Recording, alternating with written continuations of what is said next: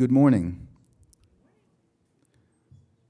We'll be starting here shortly. We're going to start a few minutes after the 8:30 starting time to accommodate some of the folks who are coming in just a little bit late. So we'll begin shortly. Thank you.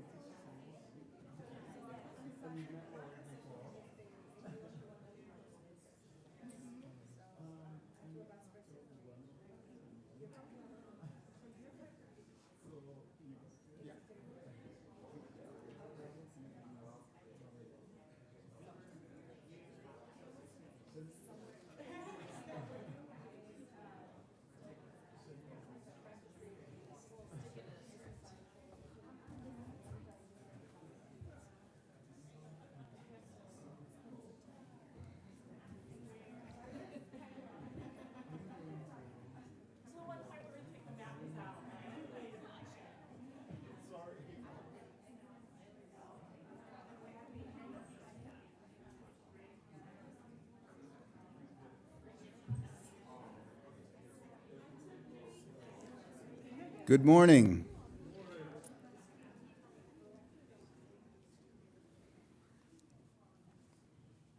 My name is David Hawkins Jacinto. I'm the Senior Communications Manager in Equity, Diversity, and Inclusion, and I'm also the co-chair for the Day of Collective Action Committee. I use he, him pronouns. I'm a middle-aged Hispanic male with closely cropped hair, and probably the only thing anybody will remember about me, a handlebar mustache. I'm wearing a blue suit and a pink tie, and it is my pleasure to welcome you to the second annual Day of Collective Action at the University of Utah. The more than 20 events, activities, panels, and workshops planned for today are part of a presidential initiative, started last year in response to threats made against several Black cultural centers on campuses across the country, including right here at the University of Utah. University of Utah President Taylor Randall decided at the time that the campus needed to come together collectively to examine the ways we could respond and take action. And it is in that very same spirit that we reconvene today. We'll begin today with the University of Utah's land acknowledgement, read by Nikisha Mart, one of our superstar students, class of 2025, a diversity student fellow and intern in the Department of Student Inclusion and Development. And then we'll listen to a brief message by President Randall, recorded for us on this special occasion. Nikisha?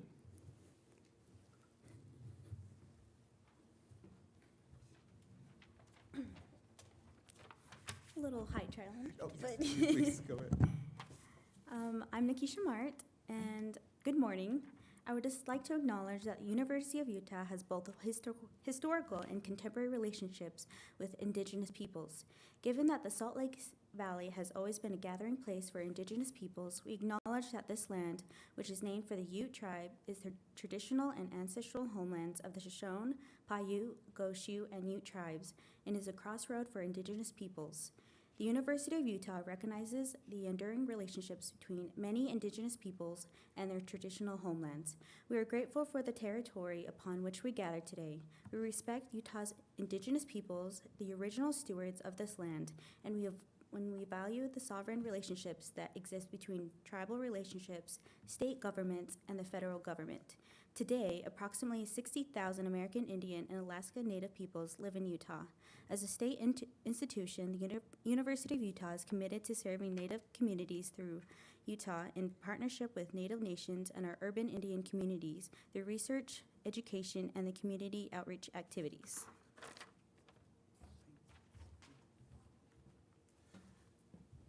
And now if we could turn our attention to any one of the screens here, we'll have President Randall's address. Thank you.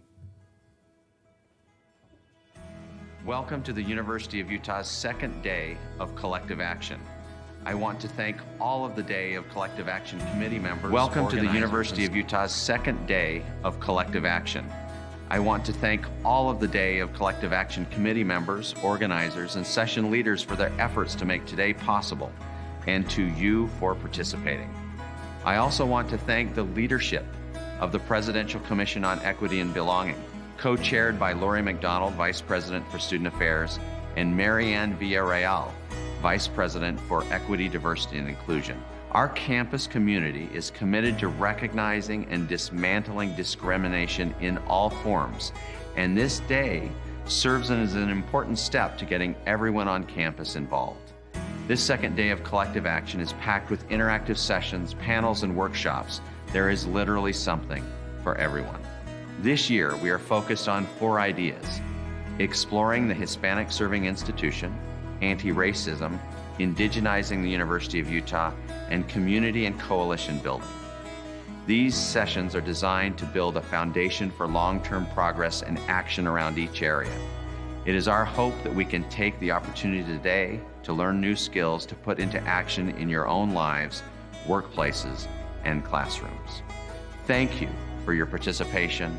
I hope that today will inspire you to continue your involvement in our community's collective action to develop new ways of making a lasting impact. Have a great day of collective action.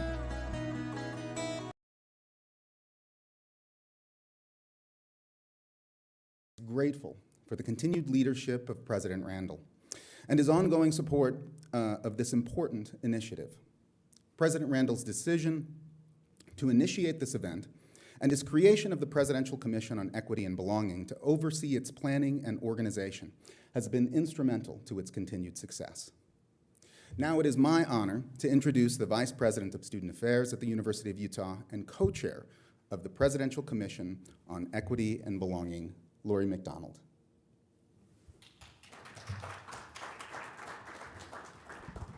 Thank you. Good morning. I'm Lori McDonald, Vice President for Student Affairs.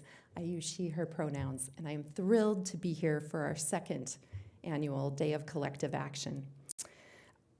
I think there have been many notions of gratitude for the committee and the people who have put this day on, and I will add to that, especially our co-chairs and the committee and all the people who are here helping with the technology. Thank you.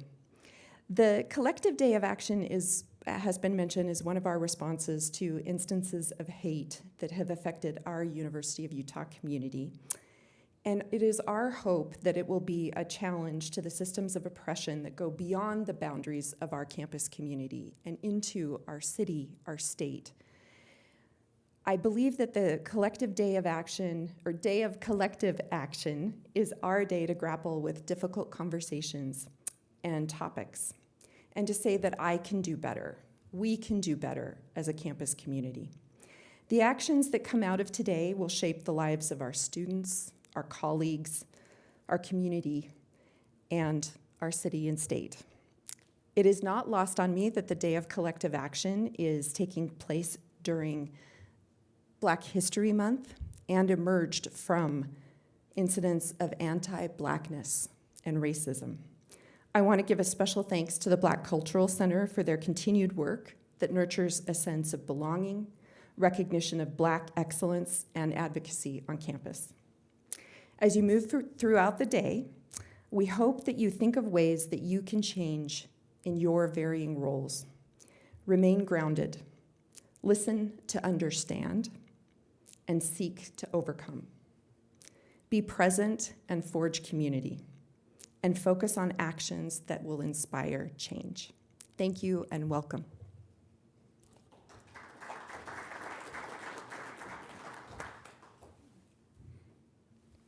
Thank you so much, Vice President McDonald, and thank you for your continued leadership and support of this day. Now it is my great pleasure and honor to introduce today's keynote speaker, Dr. Anne-Marie Nunez, the inaugural Executive Director of the Diana Natalicio Institute for Hispanic Student Success and Distinguished Centennial Professor at the University of Texas, El Paso. Dr. Nunez has studied HSIs and Hispanic student success for 2 decades, and her work employs sociological approaches to explore how multiple social identities, for example, racial, ethnic, class, and linguistic, shape educational opportunities for these students. She has published several quantitative, longitudinal studies on the higher education experience and trajectories of Latinx, first-generation English learner, working, and migrant students. As a national expert on HSIs, her book, Hispanic Serving Institutions, Advancing Research and Transformative Practice, was the first ever to focus on HSIs as organizations, and it won an International Latino Book Award. In 2021, she was identified in the Stanford Elsevier Scholar Index as ranking among the top 2% of scientists in the world. The American Educational Research Association also recognized her as a 2022 ERA Fellow, an honor given to top scholars in educational research with sustained exceptional research contributions. Dr. Nunez's research has extensively addressed equity in science, as she has led and collaborated on several NSF grants with budgets totaling over $15 million to build inclusive environments in geoscience and computer science disciplines in HSIs. This work includes research on the equity-centered organizational practices of the Computing Alliance of the Hispanic Serving Institutions, also known as CASI, an alliance of over 60 HSIs that aims to raise enrollment in computing for Latinx students. In advancing understanding of the institutional diversity of organizational culture of HSIs, Dr. Nunez's work has generated knowledge about how HSIs can apply the concept of Hispanic servingness to promote culturally affirming experiences that foster positive outcomes for Hispanic students. Her most recent scholarship has applied the concept of servingness to generate knowledge and models of how to create supportive environments for minoritized students in computer science, one of the least diverse science disciplines. She's also served as a National Academy of Science committee member to co-author and disseminate the 2019 report, Minority Serving Institutions, America's Underutilized Resource, for strengthening the STEM workforce. As a policy-engaged scholar, she was recently recognized in 2023, in the 2023 annual Education Week RHSU Edu Scholar Public Influence Rankings as among the most 200 influential educational researchers in the nation, shaping educational practice and public policy. She has served as faculty at 2 UT Systems HSI universities that have recently achieved R1 status, the University of Texas at El Paso and the University of Texas at San Antonio. We're very fortunate to have Dr. Nunez here with us today to share with us her wealth of knowledge regarding HSIs and higher education. Please join me in welcoming Dr. Anne Marie Nunez.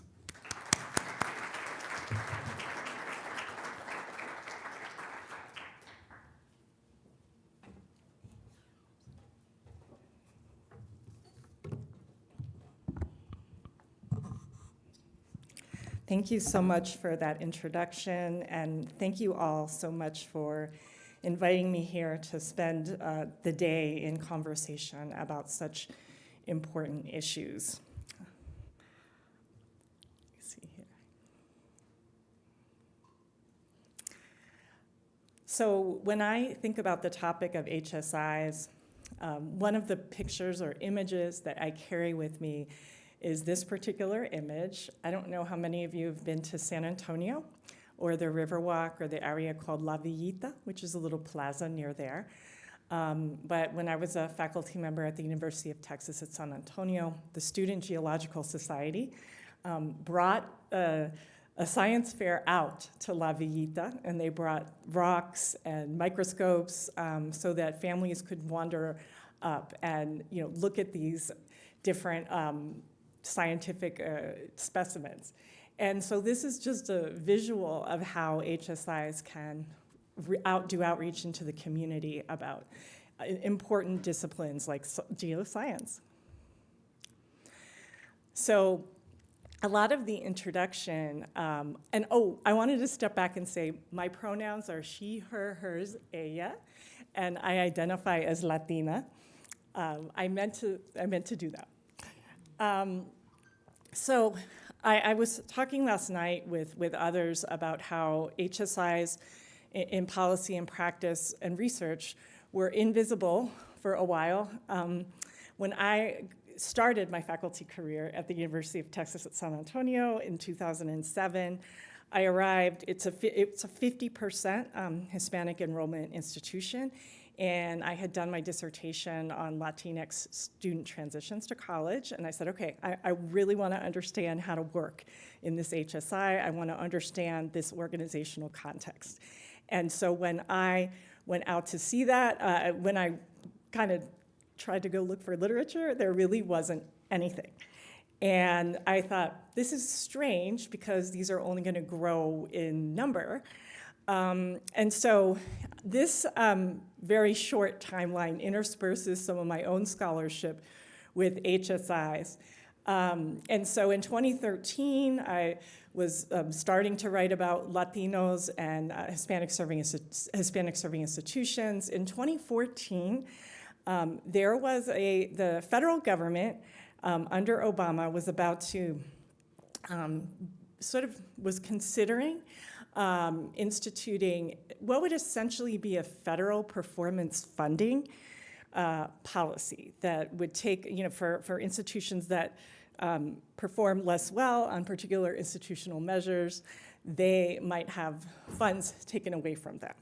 And so I was invited by the White House Commission on Educational Excellence for Hispanics to present a policy brief on why it would have unintended negative consequences for HSIs. At the time, there were no R1 HSIs. Most HSIs were less well-resourced, and the kinds of measures they would use would disadvantage and actually affect negatively the most vulnerable students. And there were other briefings as well on Capitol Hill that I was part of that involved other minority-serving institutions as well, making similar kinds of arguments. And so I also include the National Science Foundation there because in 2014, a program officer invited me to come give a little talk at the last minute on HSIs. And 6 people came. So that would change. In 2015, as mentioned, I co-published the first book on HSIs as organizations. In 2016, I developed the first typology of HSIs, which I'll have the chance to talk about later. And then in 2017, the National Science Foundation launched a grant program dedicated to HSIs. And so that goes for, so that's what I mean about the change at NSF in HSIs in just this period of 3 years, which really, I think, added visibility to HSIs. My colleague Gina Garcia came out with an organizational culture typology of HSIs that's kind of complementary. 2018, the National Science Board Science and Engineering Indicators, I think for the first time, published statistics on HSIs and their production of STEM degree holders, and they asked me to consult with them and review, and my diversity typology was also featured there. So again, becoming a little bit more visible, right? And then, as was mentioned, I was on the National Academies of Sciences and Engineering report, and I'll talk a little bit about that in a moment. But I think that an intention of the National Academies was really to shed light and bring MSIs to light, particularly to federal stakeholders. As well, Gina Garcia and I and Vanessa Sansone published a synthesis of HSIs called Hispanic Servingness, and I will talk a lot more about that.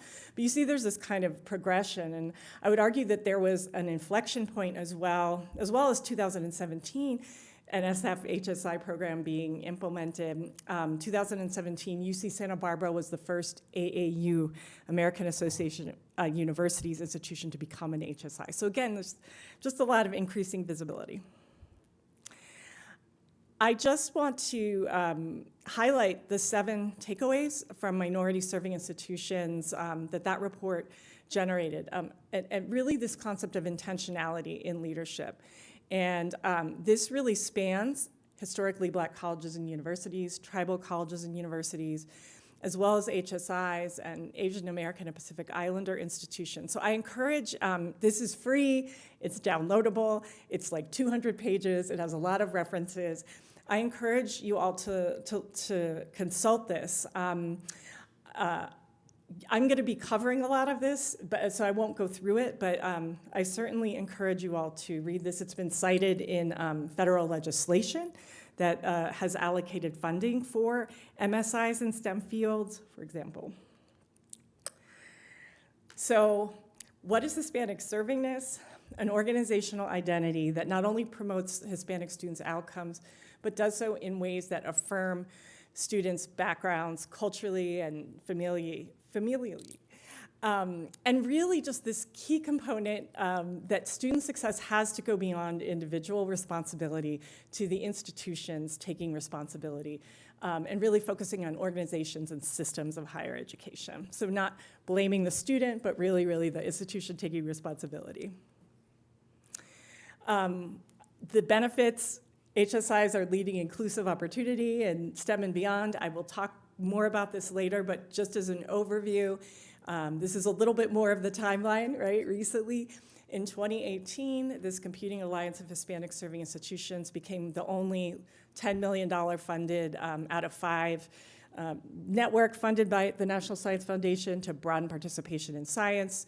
UTEP in 2019 became the first institution that had been an HSI before to become an R1. So most of the time, it's a University of California system that was an R1 for a long time, now becoming an HSI through its enrollment. So that was unusual. But now there are 21, I believe, HSIs that are also R1s. And so the Hispanic Serving Research University Alliance is launched. I can answer more questions about that. And also, Biden proclaimed National Hispanic Serving Institutions Week, so talk about visibility. I'm going to briefly talk about my background. I've been at the Diana Natalicio Institute for Hispanic Student Success for 5 months, and it's a real opportunity to launch a place that can serve as a national resource on HSIs and promoting Hispanic student success. And so this is, what we're focused on. But those of you who may have known about Diana Natalicio, she was the president of UT El Paso for 30 years, was known around the country and around the world as a visionary leader who was really committed to equity and believed about the importance of bringing opportunity to talent, right? So just recognizing the importance of students' assets. And so at the Institute, we're going to be really focused on continuing knowledge creation that I'll be talking about today, advancing equity-centered practices, promoting leadership, and spreading and scaling all of these. And again, we're going to be focused on 3 domains: research, leadership and practice, and policy. So as we move forward for today, I know I'm going to be sharing a lot of information. I hope that you all will at least take away the importance of context. So I'm going to share frameworks with you, but those may apply differently depending on your unit, depending on your institution. I'm thrilled that there are at least 3 Utah institutions represented here. And so some of the contextual lenses I'll talk about are institutional diversity, organizational culture, and intersectionality. The mission matters, right? We have 3 institutions here that have different missions. How does that intersect with servingness? Units and disciplines matter in terms of shaping servingness. It may look different. So again, I'm going to touch on that. And then this is the day of collective action. The importance of sharing responsibility, both within institutions and even forming networks that I'll also talk about. So what kinds of partnerships can be formed to enhance servingness and center equity for all students? So as we move forward, there's going to be, for those of you who will be around at 2 o'clock, there will be kind of a more interactive session. And we're going to circle back to these guiding questions. So how can post-secondary institutions in Salt Lake City and Utah benefit from learning about and applying Hispanic servingness? Thinking about possible short-term approaches. How do we begin with the great things that are already going on here in this community and build on them? I think Pamela is going to talk a little bit about what's already going on here, and I'll be talking about sort of what's going on in the nation. What are medium-term ways? What might be medium-term goals? And what are some of the longer-term goals? So just be thinking about that as we share this information and we have a conversation. I believe it's time for a break. Yes? So now that's the first part. And it's time, I think, for 15 minutes or? Okay, thank you so much.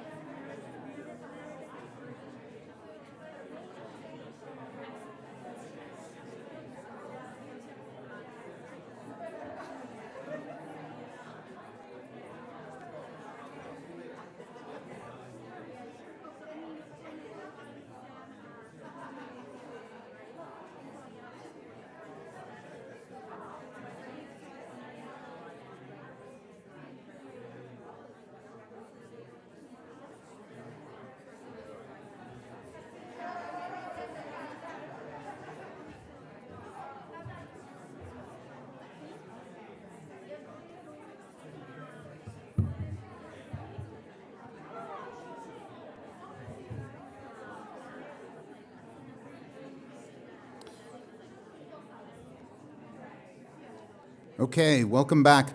We're going to start up the second part of this presidential session. And to set up that second part of the presidential session, I'm going to call up Dr. Pamela Capastoro, the HSI Initiatives Manager here at the University of Utah, who also has a dual appointment in World Languages and Cultures. She will come and set up the session, and then we will have Dr. Anne-Marie Nunez.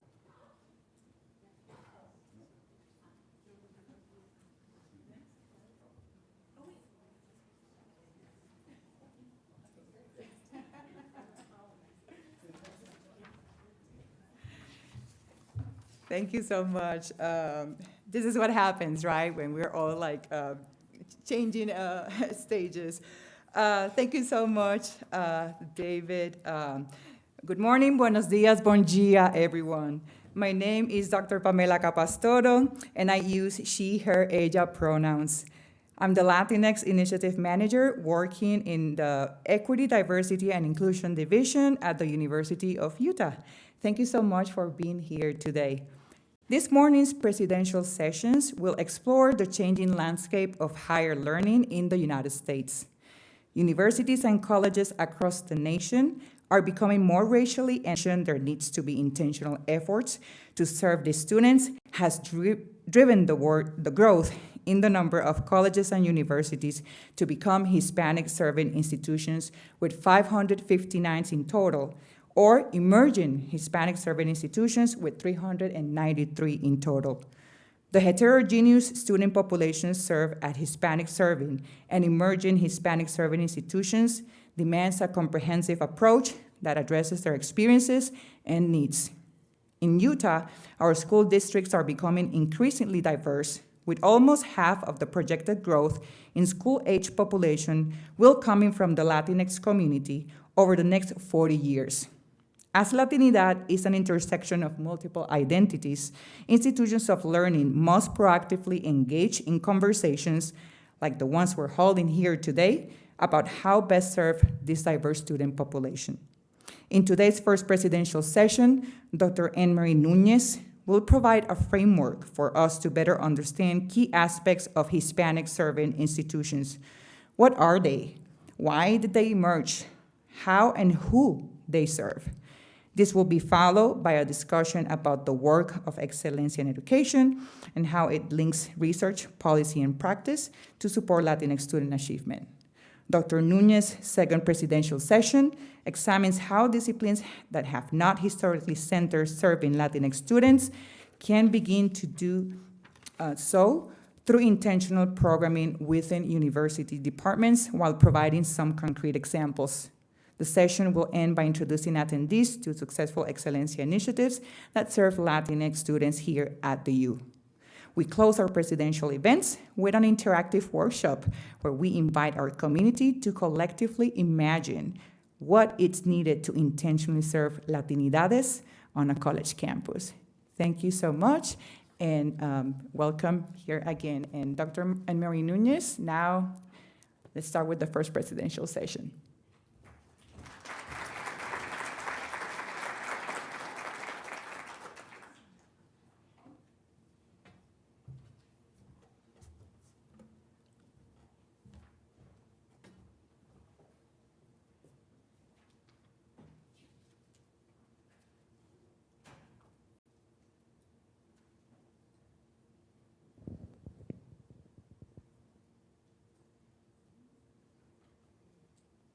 Can you all hear me? Okay, I'm going to walk around a little bit with the mic, but I was saying to folks I sometimes gesticulate. So if you can't hear me, I'm going to do my best to hold the mic in this way. So this particular part of the day is about frameworks to explore HSIs and understand them and maybe think about practice.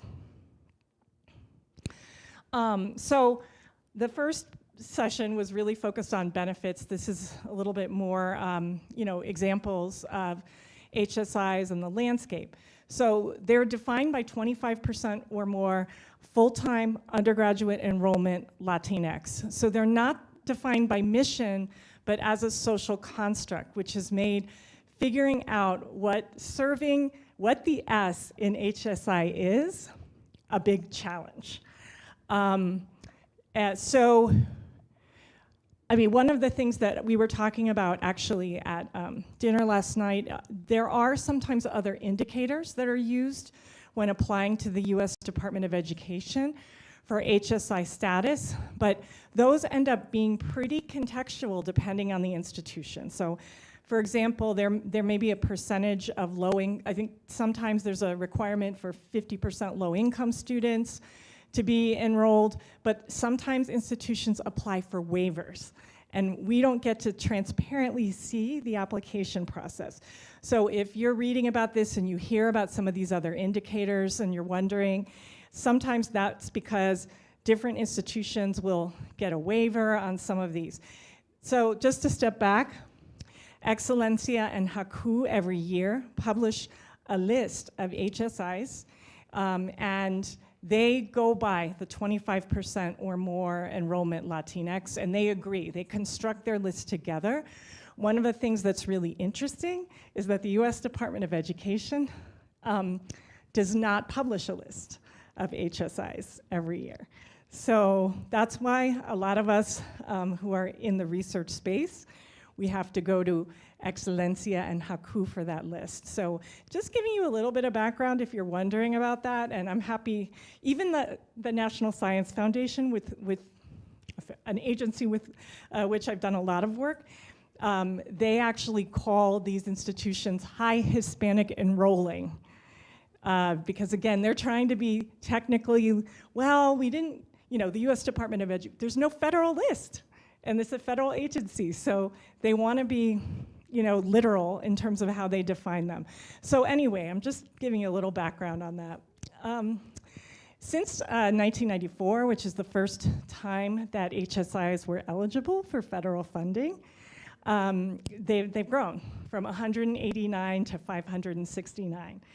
And right now, they constitute 70% of the 700 minority-serving institutions in the country. So when there's a lot of conversation around minority-serving institutions, they all serve a critical role, and HSIs constitute a very, very big share of that.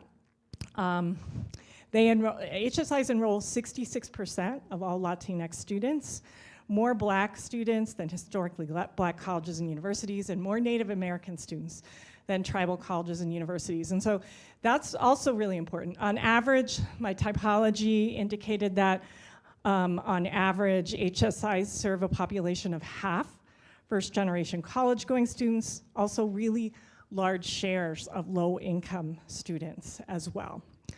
As an example of the benefits of HSIs, and this also includes benefits of HBCUs and benefits of minority-serving institutions that we argued about in the National Academies report, they produce a disproportionately high share of science degree holders from minoritized communities.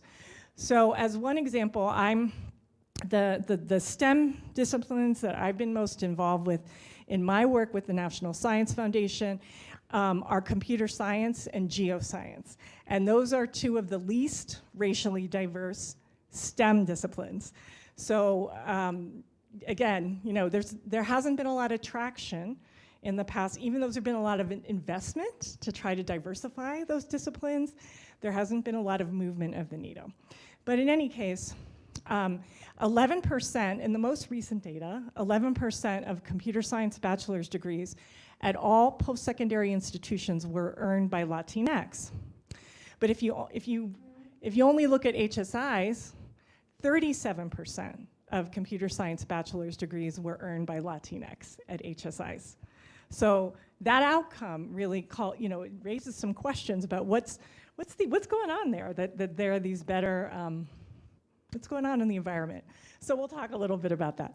And so another discipline, an example that I think is fairly striking as well, is in the most recent data, Across all post-secondary institutions, 9% of geoscience degrees were earned by Latinx, but if you look at HSIs only, 42% were earned by Latinx.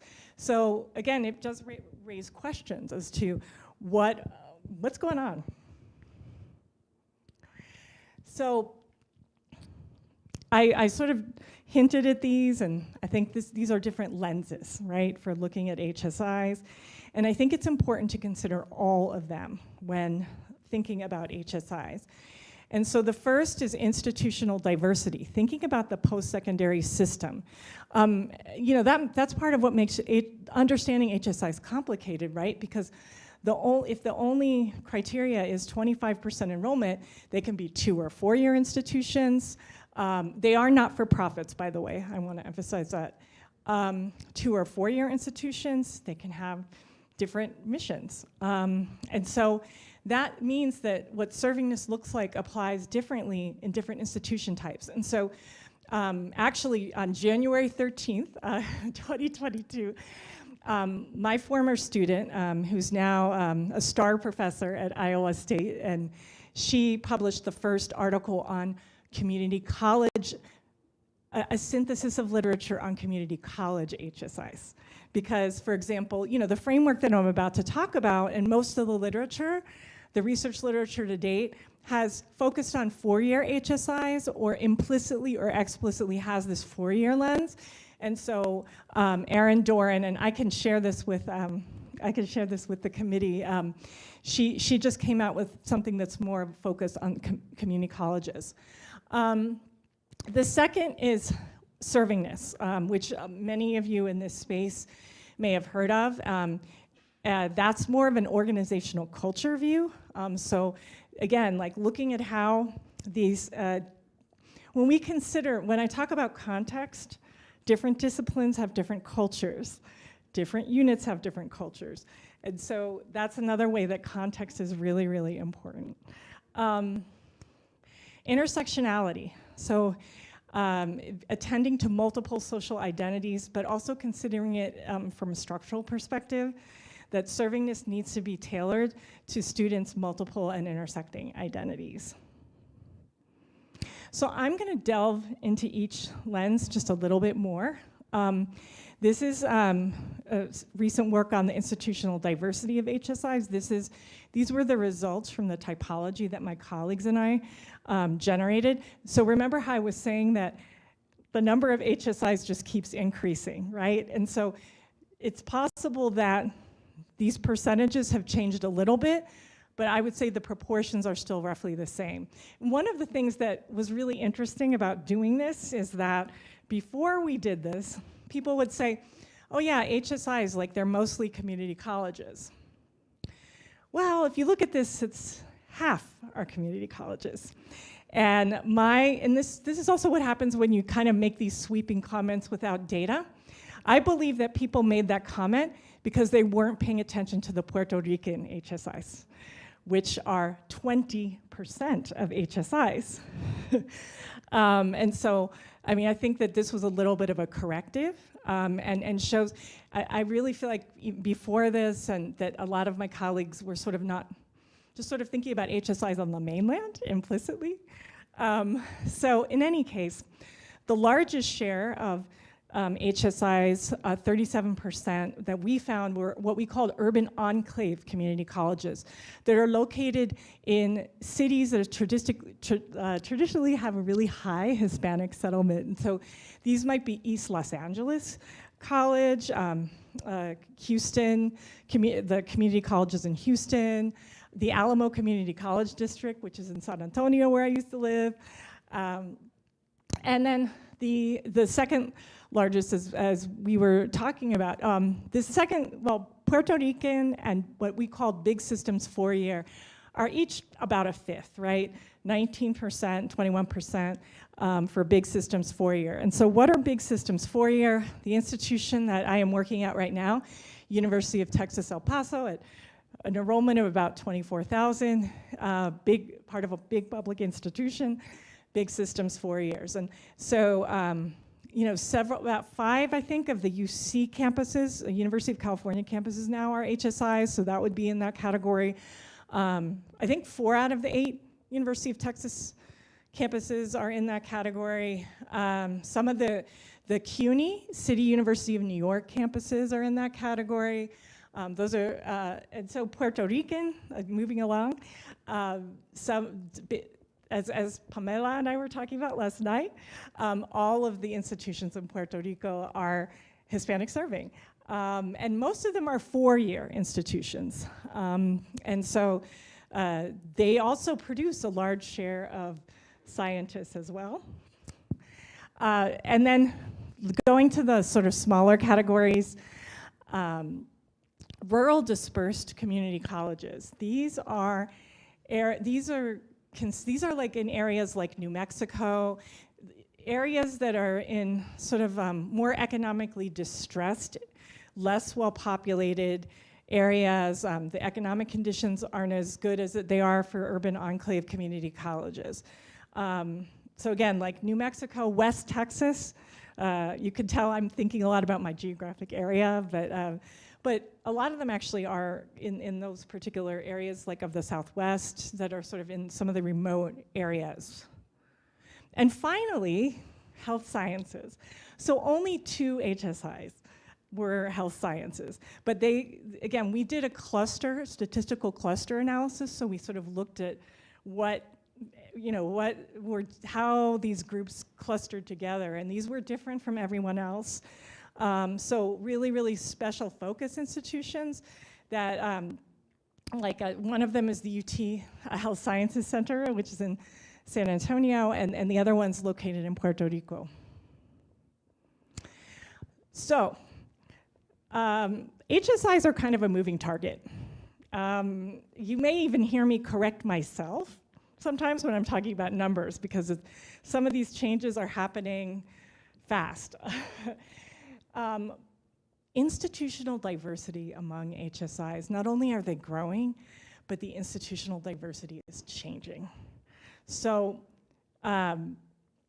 before 2015, there were no R1 HSIs, although I was speaking with the provost who, technically speaking, the University of New Mexico was the one that was considered an R1.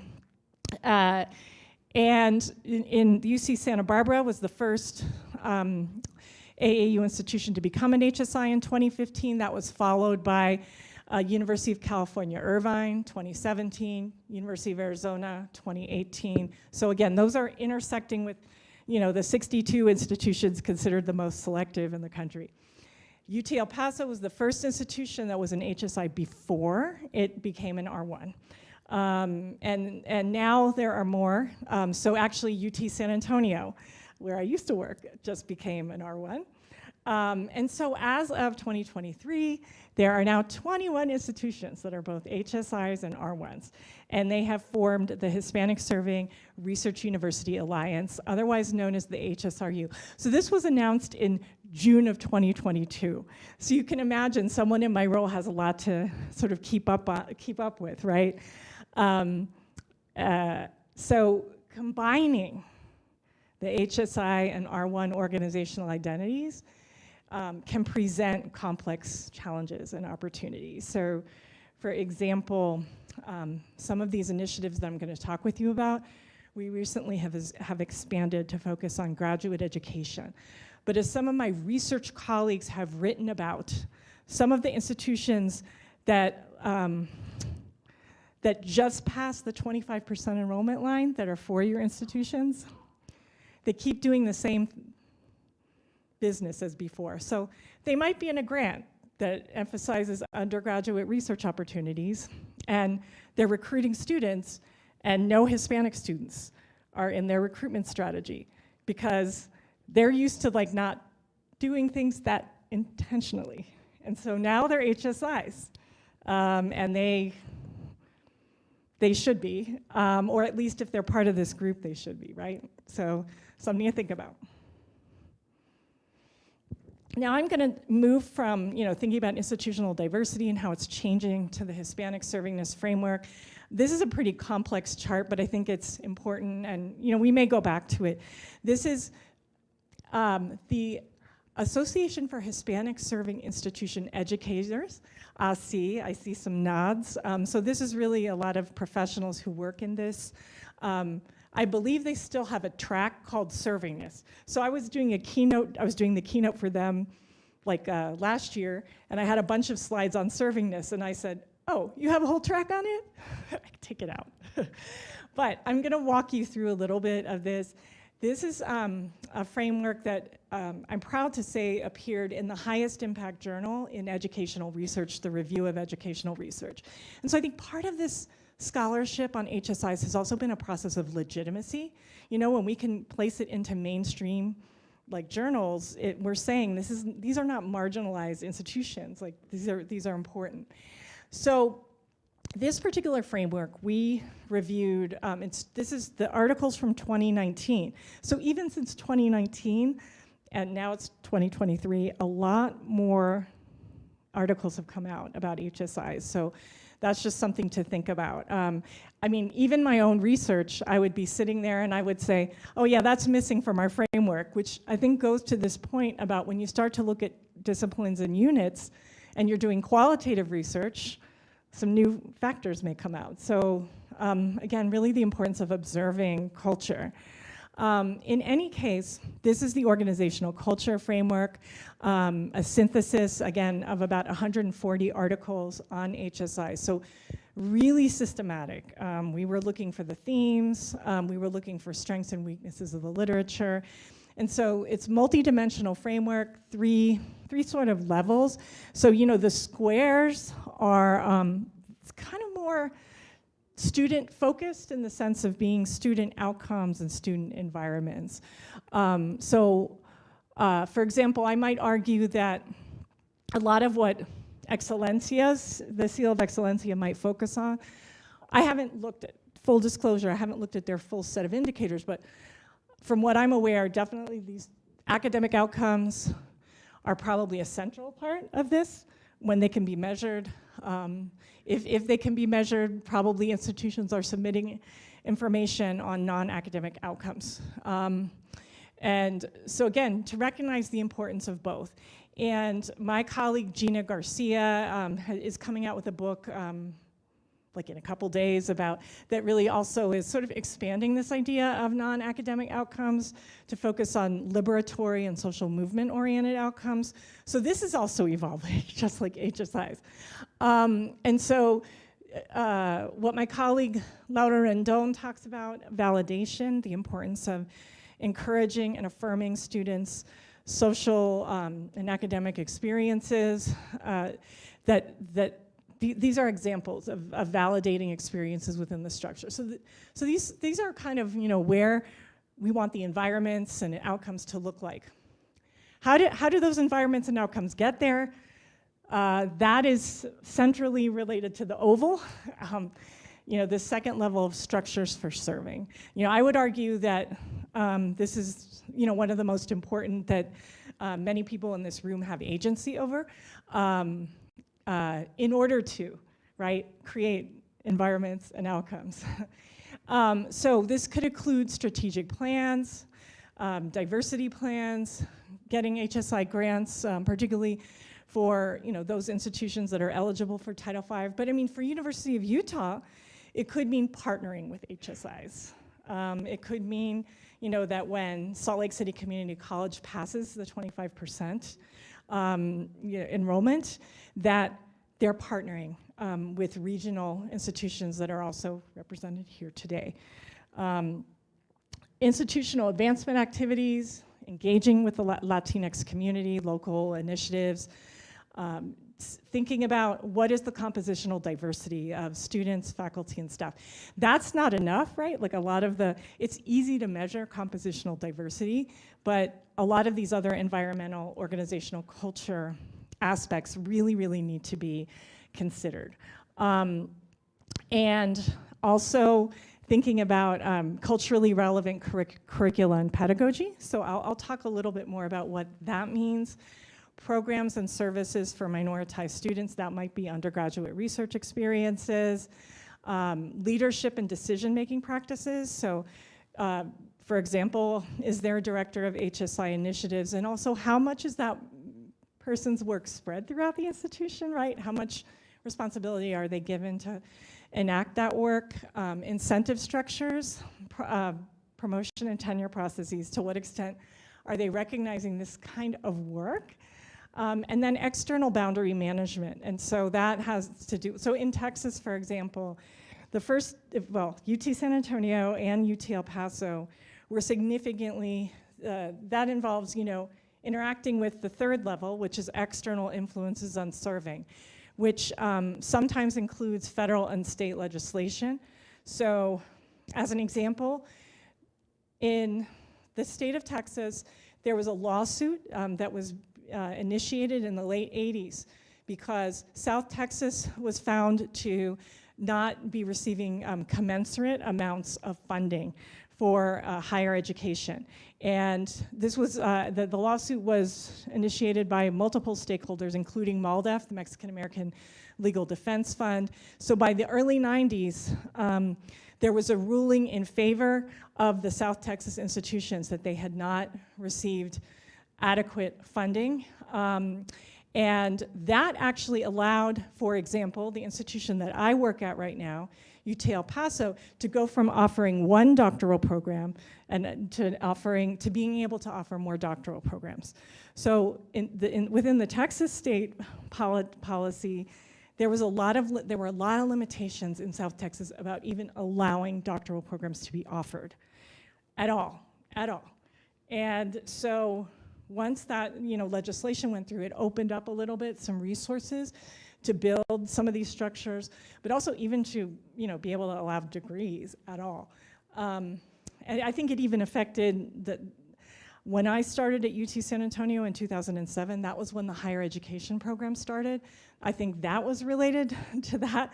I remembered when I started, people saying, this is the first higher education program in South Texas, or maybe the second. I mean, South Texas is really big.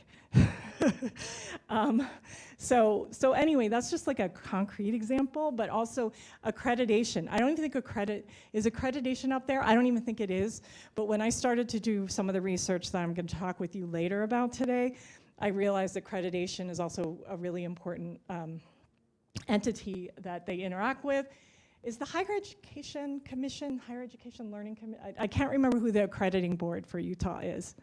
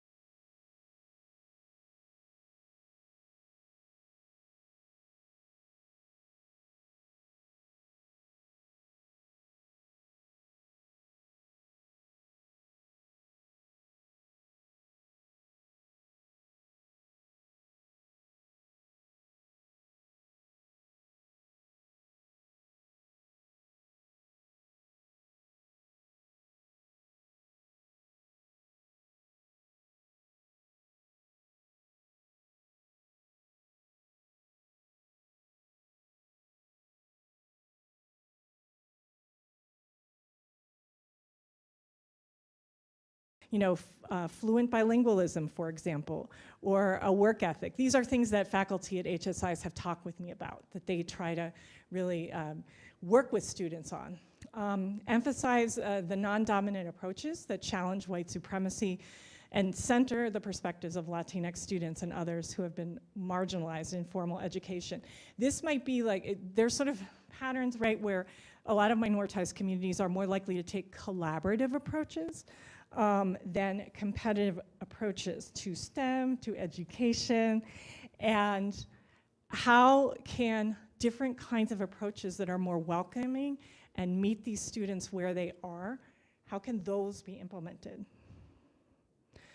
And examples of culturally relevant values. These are more kind of like values and norms, but I've found these in some of the work that I've done.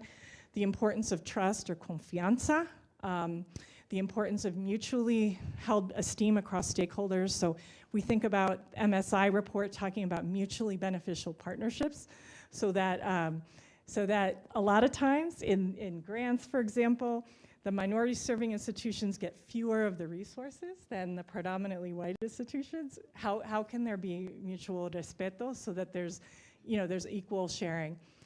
Familiarismo, the value of the family, recognizing that a lot of Hispanic students are taking care of their families, maybe thinking about organizing research opportunities or other on-campus jobs with that recognition. And so these groups have historically had a good reason to mistrust institutions, but these kinds of more collaborative approaches can be beneficial. When I was getting ready to come here, I don't think this is a very clear picture, but I was waiting. Okay, so right now, this is a real-time example. Right now, I was waiting to meet with the provost. The provost at UT El Paso is my boss, and I saw a pile of these sitting there, and I said, "What?" So I pick it up, and I asked his assistant, and she said, "Oh yeah, these are provided to every new faculty member." And I said, "Really? I can't believe I didn't see this before." And then I opened it up, and I said, "They have Nunez," right? So like if you look at it, it's N-O-O-N in capitals, because that's the accent, followed by Y-E-Z, right? So it has a list of many, many first names and common surnames that, faculty can learn, about how to pronounce their students' names, or graduation, right? Like a lot of senior level administrators at graduation are having to announce names, learning that. So my partner, my husband, is in the geoscience faculty, so we're new, so he was new faculty. So I was testing this. I said, "Did you actually get this book?" And he said he did. So anyway, just thinking about, language, small things. Oh, and actually UTEP also offers a class, like it distributed to all faculty opportunities to take Spanish, right? The provost and the president have learned Spanish. They're aware that they don't speak it perfectly fluently, but they're trying. I'm now finally the third that has been less discussed, with regard to HSIs, but my colleagues published a special issue on intersectionality and HSIs, builds on Black women's thought, and I want to acknowledge that there are some who think that applying intersectionality in some of these different contexts is appropriation, but I follow the belief of Patricia Hill Collins that intersectionality is a way of knowing that can inform a lot of different contexts. So it references the critical insight, this is from her work, that these multiple identities constitute each other and are reciprocally constituting phenomena that shape social structures, and that it can be an analytical strategy. So that's what I mean, like a way of knowing to examine social phenomena and then influence praxis and bring together scholarship and practice. And so this is based on work, when I was first looking at intersectionality, I was writing about the diversity of the Latinx population. I was writing a piece, I wasn't even gonna include intersectionality, and I realized I need a way of talking about the diversity of the Latinx population. And so that led me to actually develop this model that's also drawn from feminist scholarship. One of the limitations I noticed of the way education researchers often were applying intersectionality is that they were only focusing on social identities. They were not focusing on environments. And so what I wanted to propose was integrating organizational and institutional approaches. So the first level here is multiple and mutually constituting identities that are, in this case, that are salient for Latinx. But from an organizational standpoint, we talk about as arenas of practice. So these are examples, but those that challenge dominant power relations. And so it might be how minoritized communities are presented, how they're engaged in STEM fields, who's represented, how supportive are instructional interactions, how are students interpreting their own potential based on what their experience. So let me give you an example. I mean, in some cases, students from minoritized communities may blame themselves for feeling like they have lower outcomes, right? But sometimes when they take ethnic studies classes or they're exposed to that kind of material, they learn, wow, there's some structural issues in our history that are going on that are also responsible for that. Maybe I can take a leadership role in that, and I can take agency. And so that's experiential affirming of their own potential. And this is all situated within a cultural historical context. And so I write here about disciplines, but I was talking, when I wrote a version of this in geoscience where I talked about how literally like in the 1800s, a woman who won an award in geoscience couldn't go and receive the award because the ceremony didn't allow women to attend it. So that's an example right there. But also this example I was telling you about the state of Texas.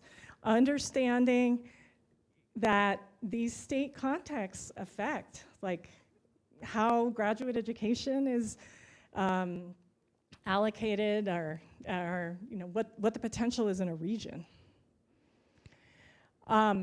Since the Seal of Excelencia really focuses on data, I thought I would also address a little bit equity-centered use of data. And so one of this is from CASI, the Computing Alliance of Hispanic Serving Institutions, which I'm going to talk about later, but I think this is more of a general way to think about it in terms of thinking about equity-mindedness in monitoring and tracking data and improving practice. So what one of my colleagues talks about is race-conscious ways. A lot of institutions don't disaggregate their data by race to compare opportunities. So for example, in computer science, there might be only 10% Latinas in computer science, but the student body has 40% Latinas. What's parity there, right? So in the case of CASI, they've been meeting, this alliance, they've been meeting and sharing their data in regions. So there's like a Northeast region, a Southeast, Southwest, and West. And they noticed, certain disparities, and so they had resources from NSF to be able to create like race-based clubs, but these are clubs that I know I observed them. I was there at the meetings. They're open to all students, but really focused on building community. And then also gender conscious. In computer science, maybe in other fields this is less salient, but there was 18% of bachelor's degrees were earned by women in computer science in the most recent data. So that's also an area in that discipline. So there are areas in the examples that I saw in research, coordinating with some national organizations that promote women in computing and partnering with them to form clubs and share resources. Intersectional, so disaggregating by gender and race. And so in the particular initiatives I'm involved in, looking at Latinas, looking not just at Latinos, but Latinas. And an example of a practice was that they partnered with a nonprofit to offer scholarships for Latinas. They realized, we need to close some gaps. So data can support initiatives in navigating external influences like accreditation. So for these, in computing, they actually have their own accrediting board in addition to the institutional one. And so I heard faculty and staff talking about let's use the data for ongoing improvement, not just for compliance, right? Not just next year when the accrediting agency visits and we're all scrambling. I don't know if I've seen it, to get the data. To sharpen data use, right, beyond compliance, and to improve programs.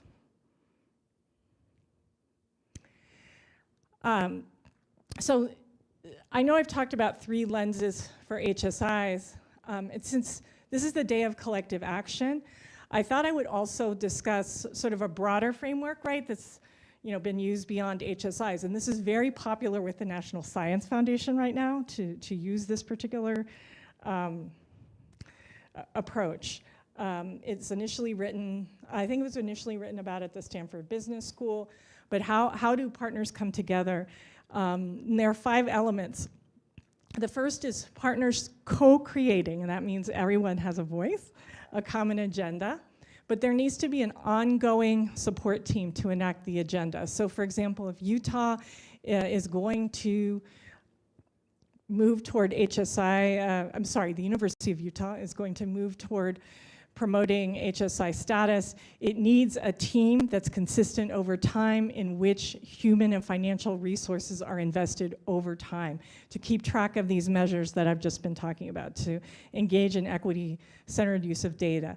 There are so many equity examples with well-minded faculty, and I've been a faculty member, and then that faculty member leaves, and the support system wasn't there. So thinking about how is that support system going to be there over time. By the way, collective impact has jargon. So the jargony name for it is backbone. How can there be a backbone that stays there over time?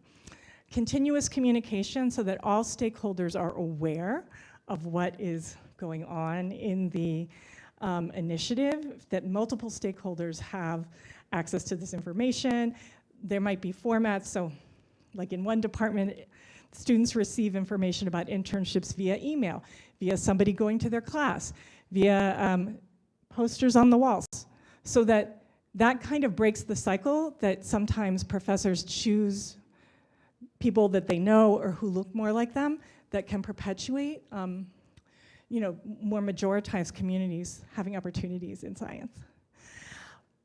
Mutually reinforcing activities. So again, like within Utah, the University of Utah, there could be many different kinds of activities across units that are mutually reinforcing toward whatever has been decided on as the common agenda. And then shared measurement. So how are we gonna measure how that agenda has been reached? So in the case of Computing Alliance of Hispanic Serving Institution, an example is parity by race, gender, and intersectional considerations. So I would just say too, since we have, I think it's wonderful that we have multiple institutions represented here today. So I think a real interesting question based on the power of multi-institutional networks is how can post-secondary institutions in Salt Lake City enact collective impact, maybe develop common goals, share resources, have a support structure to promote Hispanic servingness, especially when you consider that over half of Hispanic students begin their educations at community colleges. So Salt Lake City Community College is a real important partner in that. So I'm gonna end there. This particular second, the next portion, I'm gonna talk about how HSIs can advance equity in a less diverse discipline. Now, I'll be touching on some of the stuff that I've just brought up, but I don't know if there's time for questions, or if you all want to take a break or keep moving.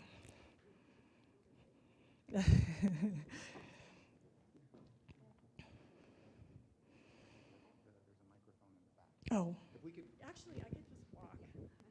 Sorry, I keep forgetting. I'll pass it back to you. Thank you very much. That was a wonderful presentation and gives us a lot of components to delve into. Obviously, this is very complicated or multifaceted kind of project. And I guess the question that I wanted to ask was about the particularities of institutions that have tried to move towards better serving the Latinx population within the context of a predominantly white institution and predominantly white state?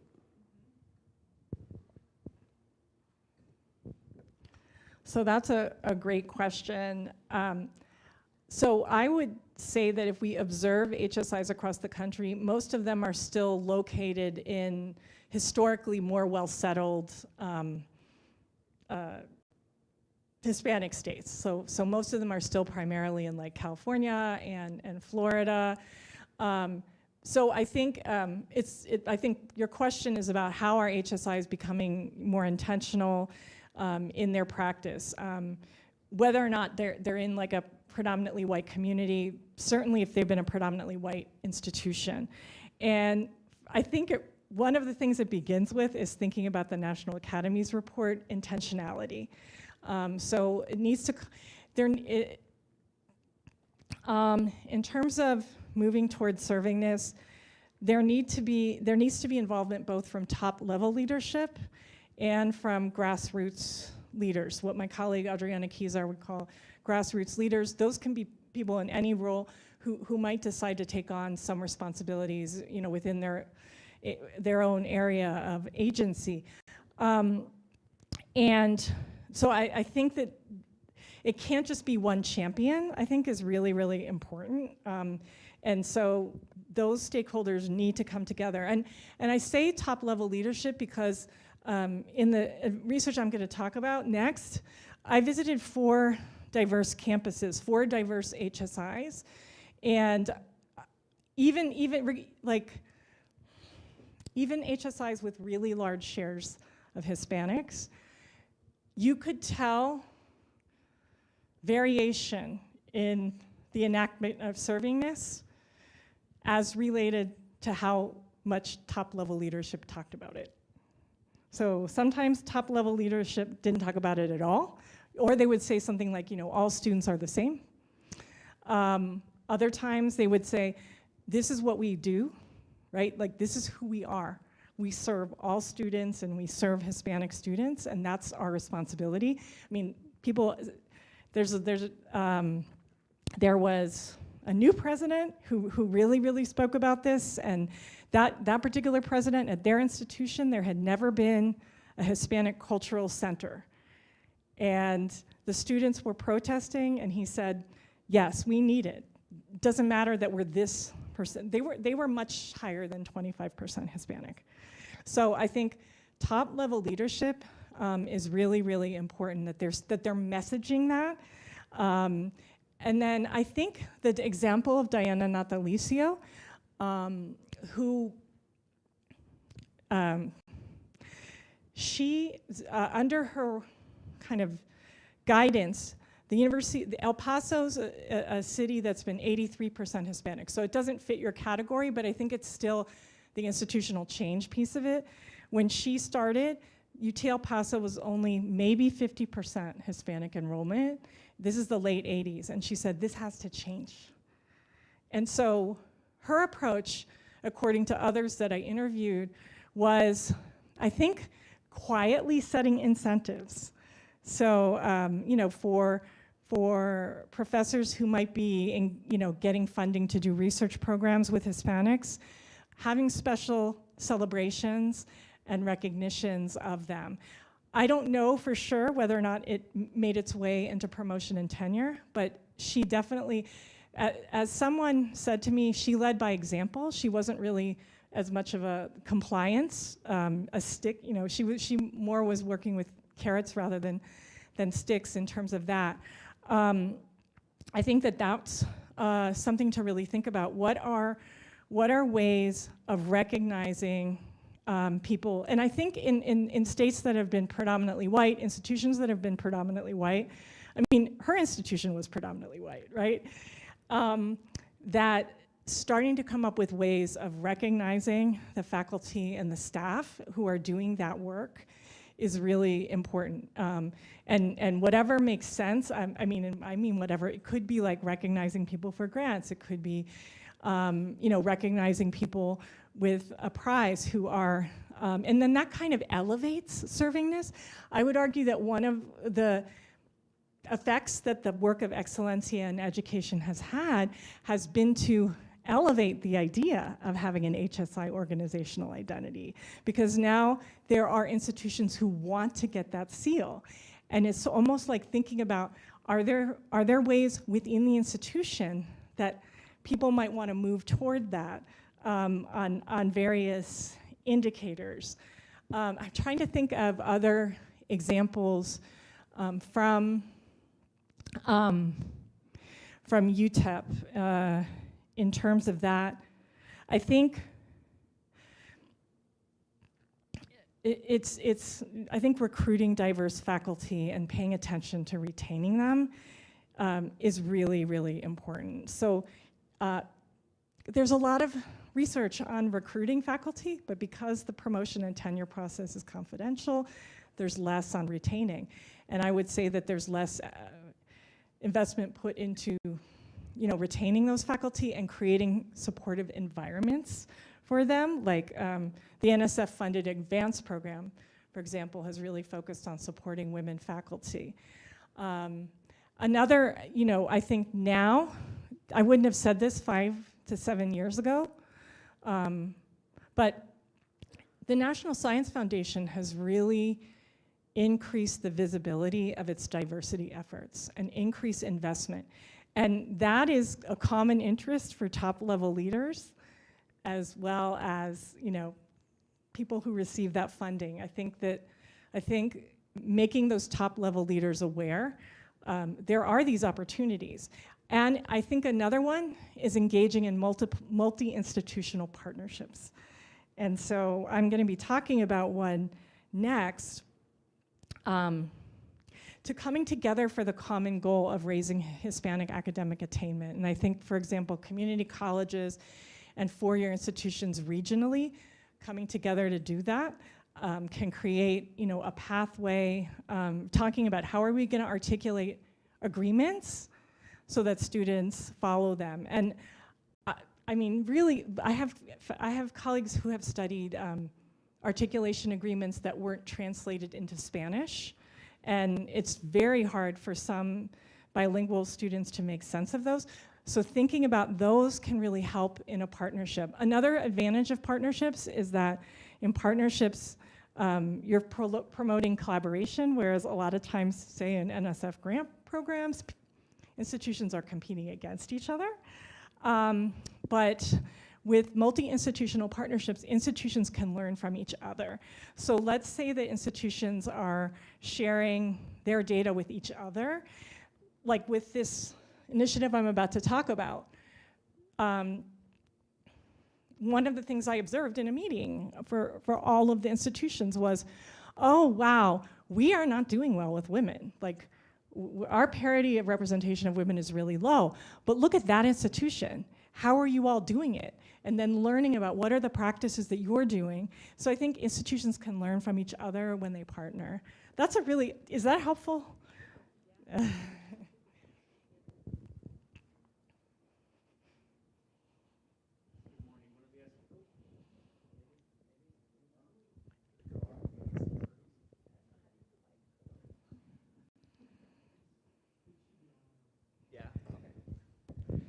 For inclusion purposes, we have to use a mic, so I waited. Thank you, gracias, good morning. And I hope I'm not getting ahead of myself with the next part of this, but I'm thinking with your slide on the Hispanic servingness framework, and I think we tend to think about equity still as equality, right? So if you're focusing on this demographic, what are we doing exactly for this other particular demographic? So I wonder if you can speak to how that framework allows us to advance both, or to think about it as an anti-oppressive framework that actually continues to have conversations, whether it's anti-Blackness, right, or the other initiatives that we have going. Okay, so great question. I think that's why I had enough time to share that slide. Right? I mean, there was a lot of stuff on that slide, and I tell my students, do not have small font on your slides. But I felt like it was important to provide the holistic picture. And I think part of that, a way of thinking about that is a menu, right? Like some places may emphasize certain parts of that framework, other ones. And by the way, that was also Diana Natalicio's leadership. The way that they kind of work there is, here's a menu of things you can do. Choose among a menu. You don't have to do this or that. Like, you know what you're doing on the ground. So anyway, that's something to consider with regard to the framework. I think one of the things that, so I think thinking about these like lenses and frameworks and theory enables people to combine efforts and see how those efforts serve multiple interests and multiple communities. But one of the things that I think there's evidence for is, I think in the next talk, I'm going to talk a little bit about collaborative learning. So there are strategies like collaborative learning, experiential learning that benefit all students. And those can be considered part of servingness, but they benefit all students. And so what my colleague at Excellencia in Education, Deborah Santiago, has talked about is taking a both-and logic rather than an either-or, because these kinds of strategies can lift outcomes for all students. When I present some of these I talk about examples, maybe you'll be able to see that these would benefit most students, if students have access to them. But I think you also raise a really important point. Do all students have access?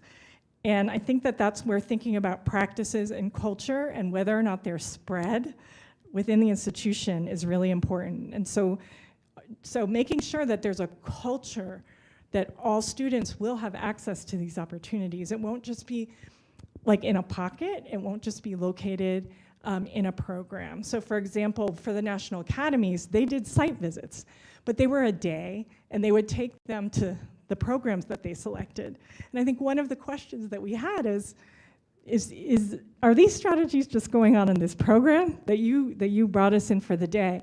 And the beauty of the research that I had the privilege of doing is that I got to interview so many stakeholders that I got a sense of what is the broader culture, what kinds of access do all students have to this? So, if there's a professional club, all students can attend. All students can, in the case of computing, have resources develop a hackathon to involve local employers and get students excited about how they can apply computing. So I think thinking about how it benefits all students, but also focusing on culture change, or at least the spreading of these practices so that all students have access to them, because a lot of these practices benefit all students.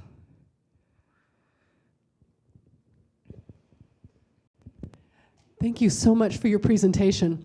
So I'm in electrical engineering, which isn't very far from computer science, and thinking about what we can do on the ground in our department to double the number of our 5 Hispanic undergraduate students. That's not too hard, right? But one of the things that I worry about is these opportunities that are collaborative, the research opportunities and things like that, which sure, all students theoretically have access to, but my working students, more of which do come from my first generation, have less practical ability to get involved in those. Could you kind of talk about ways that might have been addressed at other institutions? So you've also planted a seed in me. I will try to speak to that in the next talk, but what I will say, the first example that came to my mind is, so what I'm going to talk about next is the 4 case studies that we did that involved 102 interviews across 4 institutions and 69 observations, which is what I mean by having the opportunity to study culture as opposed to just one program. And our last day of data collection was March 12th, 2020. We did it in person, and that was the day the pandemic was declared. My graduate student and I were on the plane. We hadn't been buying toilet paper. We hadn't been buying sanitizer. We were traveling. So we got on the plane and everybody's looking at each other and why do I say that?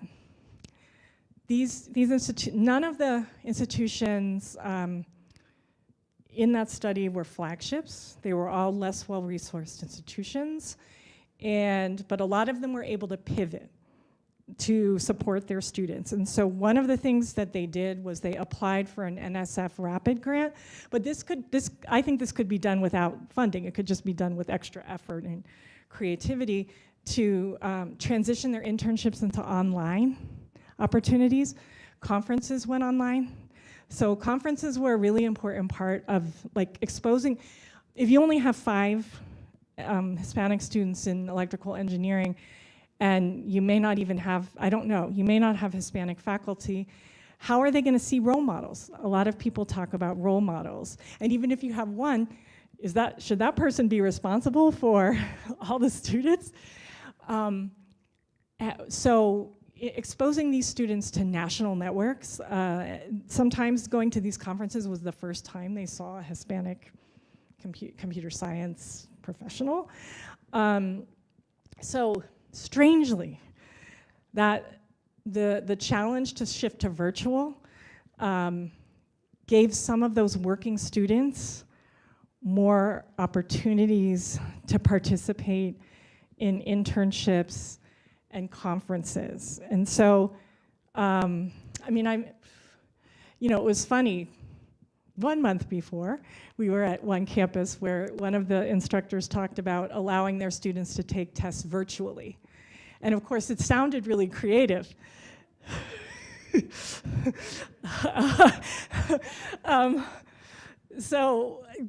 I think a lot of those institutions already were thinking like, how can we create platforms where students can asynchronously connect with me at office hours or connect with me to take the test, to be able, the working students. Another thing I saw was, so peer-led team learning, peer tutoring is sometimes a common strategy. And so some campuses, another really important, I was saying last night, and I've said this before, that sometimes the term best practices like triggers me, because practices should be adapted to the context. I think that just goes back to the context matters. So CASI has this, what they call them signature practices. And so peer tutoring in one department, there were a lot of working students, and so they had peer tutoring offered at like all hours. So you would see like somebody from TSA, Transportation Security Agency, in their uniform, coming into the tutoring and leaving. So all times of the day, whereas the exact same strategy in another university, the faculty instructor told me, we kind of tried it like that, or we tried it, and she said, we have to embed, because our students work, or we have to embed that strategy in the classroom. So we're going to have our peer tutors work during the scheduled lab time.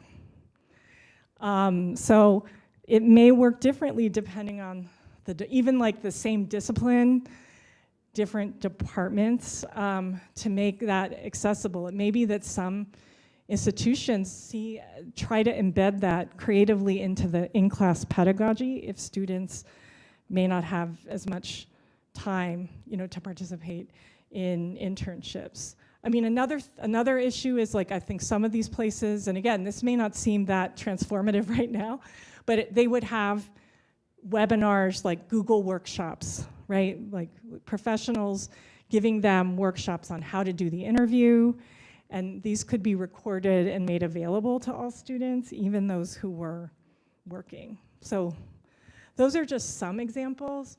There may be more when I elaborate a little bit.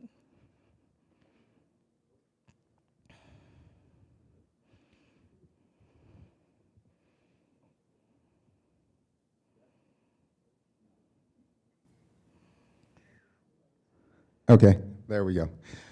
Thank you so much. Thank you so much, Dr. Nunez. We're going to take a brief break at this point. We want to give everyone a chance to stretch their legs, take a bio break if necessary, and we'll be back in 15 minutes. We also want to give Dr. Nunez a little bit of a break, and our wonderful ASL interpreter. So thank you so much. Rejoin us in 15. Thank you.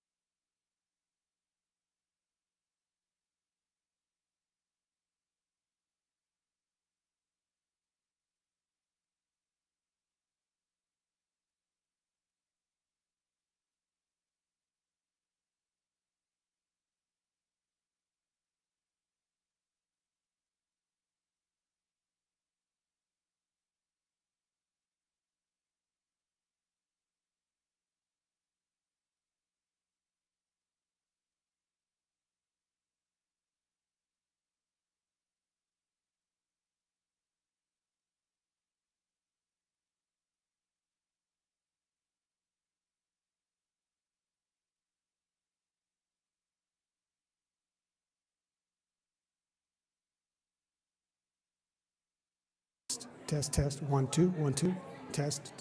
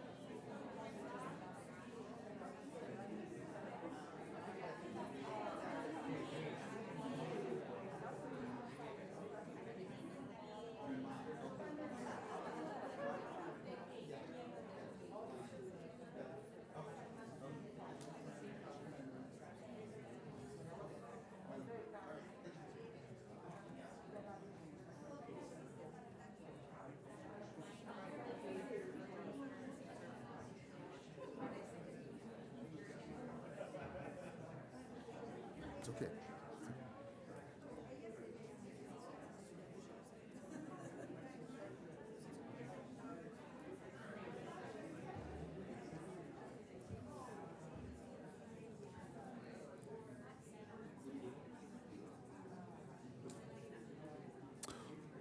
Okay, we're gonna come back here. We're gonna begin the second presidential session here. How can HSIs advance equity in a less diverse discipline? Dr. Nunez is going to rejoin us. I hope everybody gives her lots of thanks. Today's going to be a long day, but there's a lot of really valuable information. I know I am learning a great deal here today. We're going to have this next session, and that's going to be followed immediately by lunch. We're going to have Cafe Mumai here, so don't take off. We'll have a wonderful working lunch here, and we can continue the conversations. And then after lunch, we're going to have the final workshop session, session 3. That will be led by Dr. Nunez and our own Pamela Capastoros. So please stay with us. Thank you.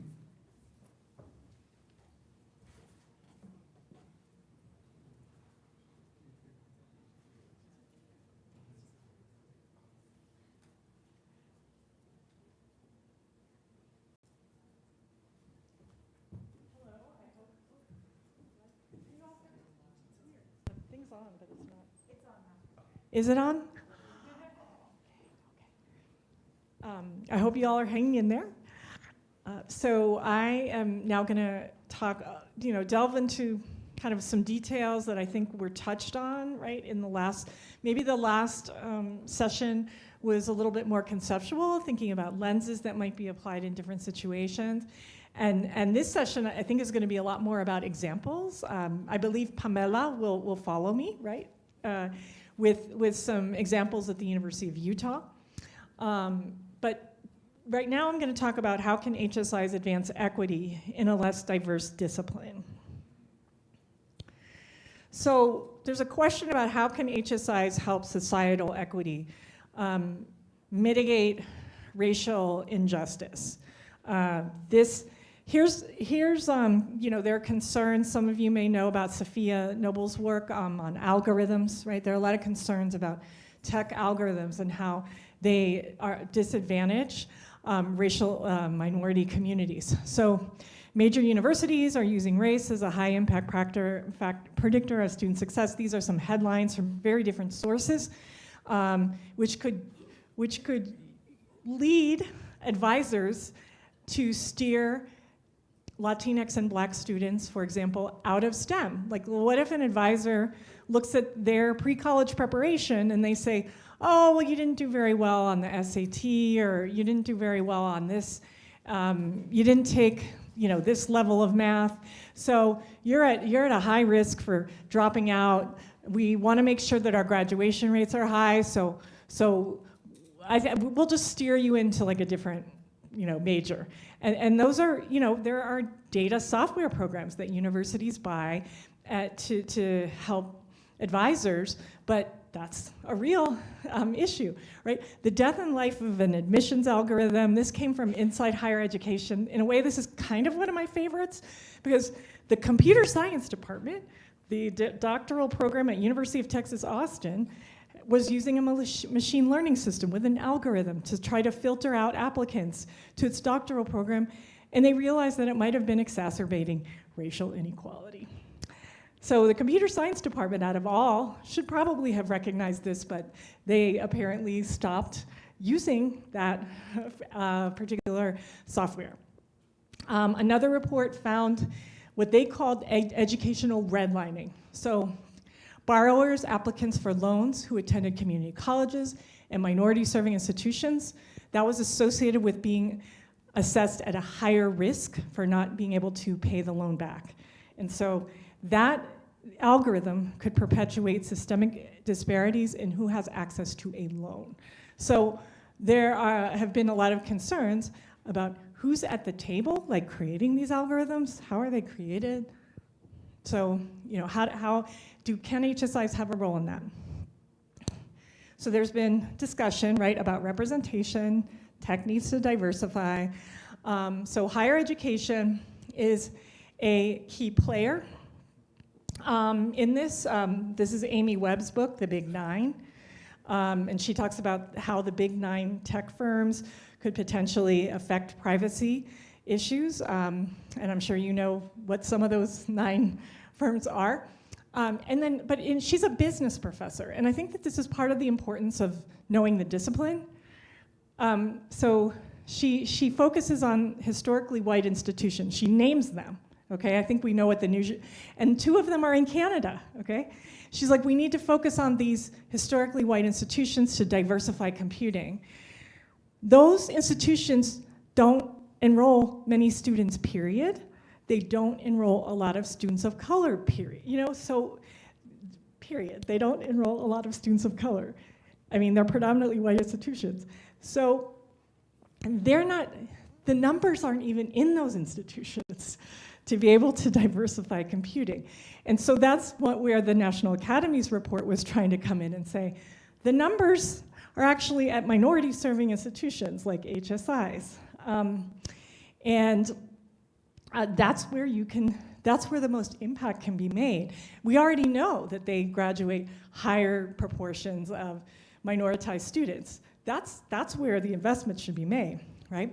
Another issue is that the culture of computer science combined with historically white institution culture could be particularly unsupportive for minoritized students in computer science.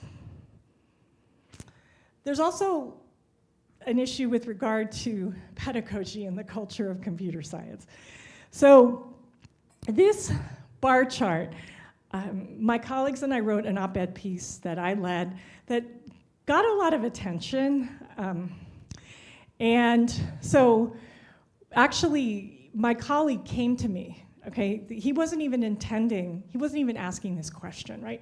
Literally, this is a survey of 123 higher education institutions about religious, student spiritual issues, okay? Like how do they make sense of their spirituality? So to control for various factors, they run frequencies on the different kinds of majors, to see how that might intersect with spirituality. And he comes to me and he says, Anne-Marie, what is this? So let me explain. Students were surveyed at the beginning of their first year, and then the same students were surveyed 4 years after on a measure of global citizenship. And so this measure of global citizenship includes about 4 attribute statements like, I seek to learn about others in the community, I seek to serve and support the community, those kinds of factors. So one would hope, right, I'm looking at a lot of higher ed folks, one would hope that after 4 years, scores on that more students would report that they higher scores on these measures. So not only did computer science students not increase, they decreased the most. So that's what this chart shows. And so my colleague came to me and said, what's going on? So I had been doing this research on computer science, and again, this goes to show why it's important to understand the discipline. And I said, I think I have some ideas.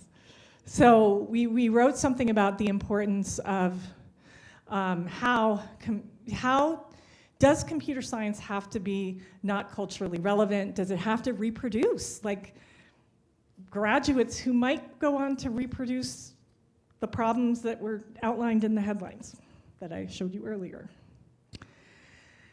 Representation, I'll just begin. Some of this you sort of heard already. In general, overall, so this is at all post-secondary institutions, all majors, about 1/5 of undergraduate enrollment was Latinx, reflecting, the relative youth of the Latinx population. In computer science, that share actually went up a little than the data that I showed you earlier. In any case, 11% of bachelor's degrees at all institutions were earned by Latinx. 42% of those were earned at HSIs, and that was compared with the data I showed you earlier, 37%. By the way, 2% of computer science bachelor's degree graduates were Latina, and about 8%, or almost 9%, were Latino. So again, illustrating some intersectionality issues. Somebody asked me about graduate students during the break. HSIs are measured by undergraduate full-time enrollment. So I want to emphasize that. Graduate student enrollment is not counted, and so there are conversations right now that I'm happy to talk about and initiatives that I'm involved in to improve representation and graduation of Hispanic graduate students at HSIs. 8.7% of domestic graduate students in computer science were Latinx, but 26% of them enrolled at HSIs were Latinx. So again, the numbers, this is where the Hispanic students are. And faculty. So there's a lot of conversation about the importance of role models. 2.1% of computer science faculty at all ranks in the most recent data were Latinos, 0.7% were Latina. So the majority of computer science departments are not gonna have a Latina or Latino professor, and that's part of the reason why really focusing on organizational practices and culture and shared responsibility is important. So how to infuse Hispanic servingness into STEM? I have a couple of open access pieces that are about this. One is a lot more academic, right? It kind of takes that chart that I showed you, the framework, and really talks about servingness. The other one doesn't even use the word servingness because that particular magazine, it's called Change. Those of you who are in higher education may be familiar with a magazine called Change. And it was only 3,000 words, and I couldn't talk about all this in 3,000 words while also talking about concepts. So there are places where I've written about this. The Computing Alliance of Hispanic Serving Institutions in 2018 was funded at the $10 million level as one of 5 grant proposals that were submitted to the National Science Foundation. And this was the National Science Foundation's first ever agency-wide grant program to diversify science. So a lot of these different directorates, right, different disciplines were contributing to the pool of money to diversify science. This was the only of the 5. All the rest of them were led by predominantly white institutions. This was the only one led by Hispanic serving institutions. And I think that's significant when we think about issues like mutually beneficial partnerships and how culture gets shaped. There's the website. Right now, it's actually over 80 HSIs because we've expanded into focusing more on graduate education recently. There are now several partners, so this includes like Google and Microsoft. It includes nonprofits and also federal funds, right? Like so NSF, for example. Its goals, it uses a collective impact framework.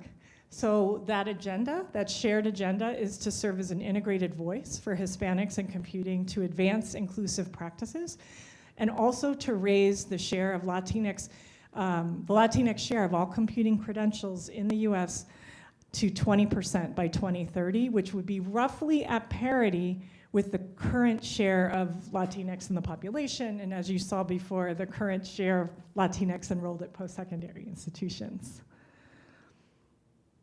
I'm the research. So I was the co-PI, co-principal investigator, the social science research lead.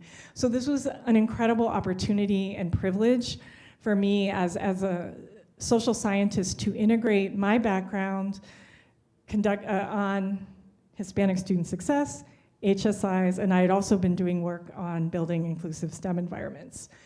And so I was tasked with this research question: what is the organizational behavior of computer science departments in HSIs that are intentional about promoting Hispanic student success? So that was the question. In case you're interested, this is a photo of many of the stakeholders who participate in this group. This was taken at a workshop that we did in 2019, where individuals from HSIs came together and they generated recommendations on how the National Science Foundation could better support Hispanic serving institutions. So as I was saying, I was the lead on this project, and so that's the question. The overall question was, how do CASI departments' behaviors support Latinx student success? And so one of the unique aspects of this study is that a lot of studies on HSIs have not really focused on the department or the discipline. So some of the findings might be more general. You're in engineering, like ABET, right? Okay. I always forget what ABET stands for. but so as a real concrete example, I think I said earlier, engineering and computer science are two disciplines that not only do they have to undergo the whole institution's accreditation, they undergo disciplinary accreditation. And that can affect how data are collected, that affects how they structure their classes. And knowing that is really important in understanding servingness. And that was one of the things that, I remembered looking at the servingness framework and when in 2019 at that meeting and saying, ABET accreditation, like that's not on the chart. So that's the value of doing this kind of research. It was a very intensive ethnographic study. We did 4 campus site visits to very regionally diverse HSIs. We did 102 interviews with presidents, provosts, deans, chairs, faculty, students, and staff. And it was a privilege because the departments really gave us access.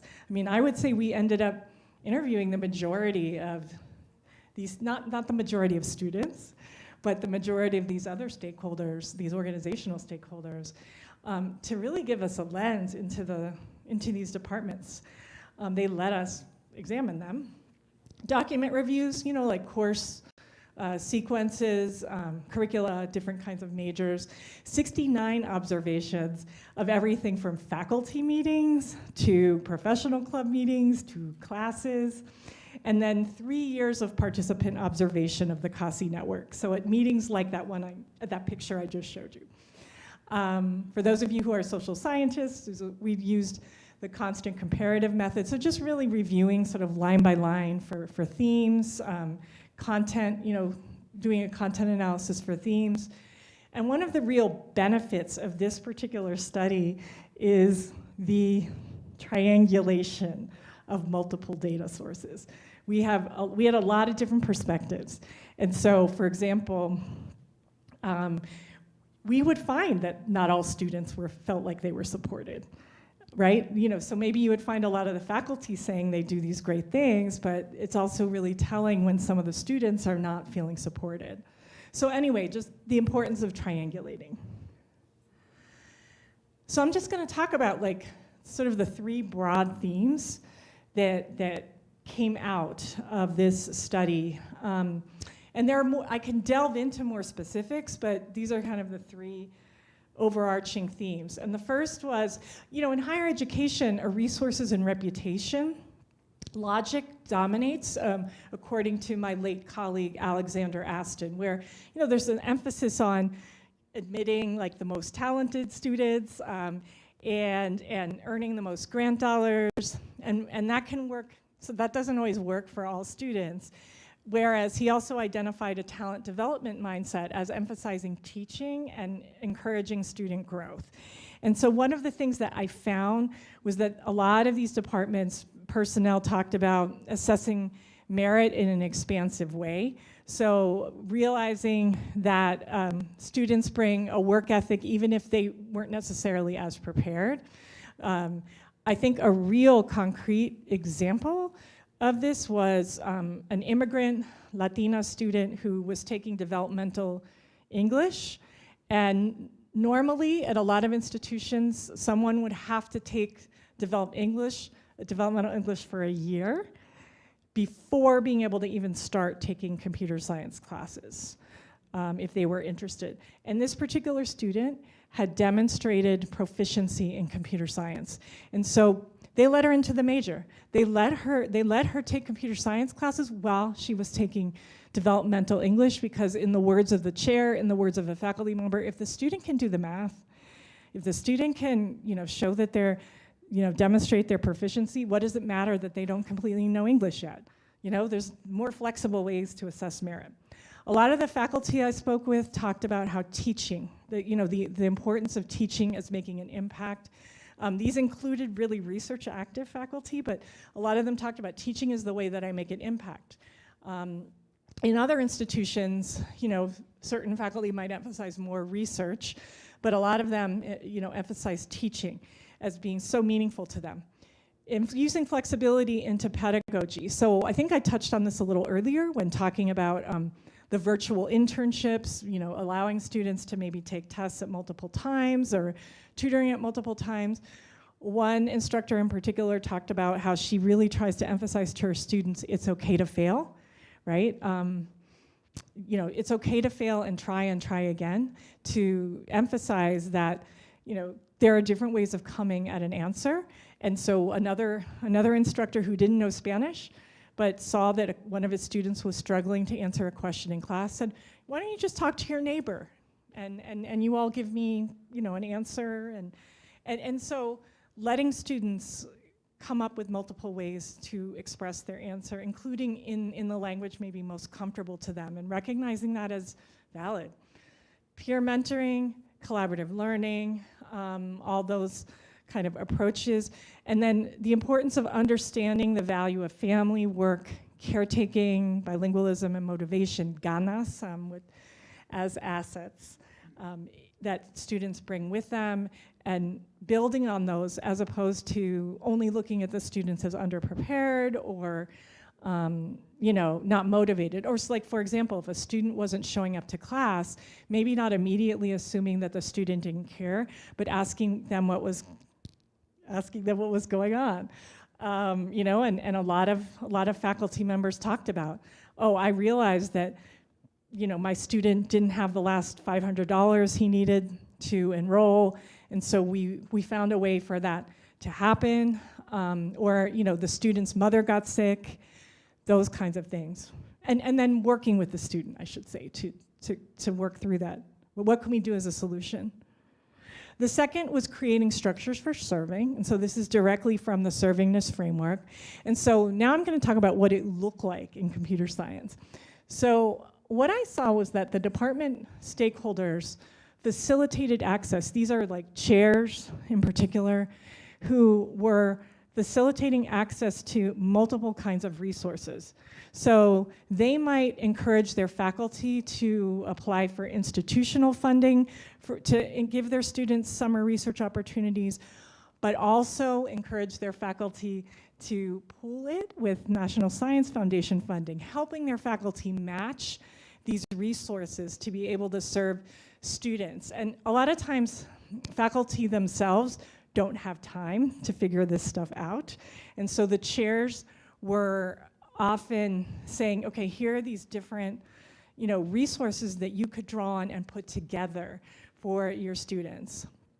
And so that's what I was talking about, institutional. So there were some institutions that those maybe with more top level leadership that were investing in institutional level support for servingness, like matching funds, or not even matching funds, just funds for students to conduct research.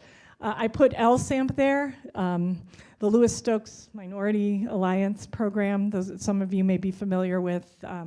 So that's a federal program that's not discipline specific, but many of the students in computer science at some of these institutions were participating in these programs. So again, maybe it wasn't always the same source, but finding different ways to support students.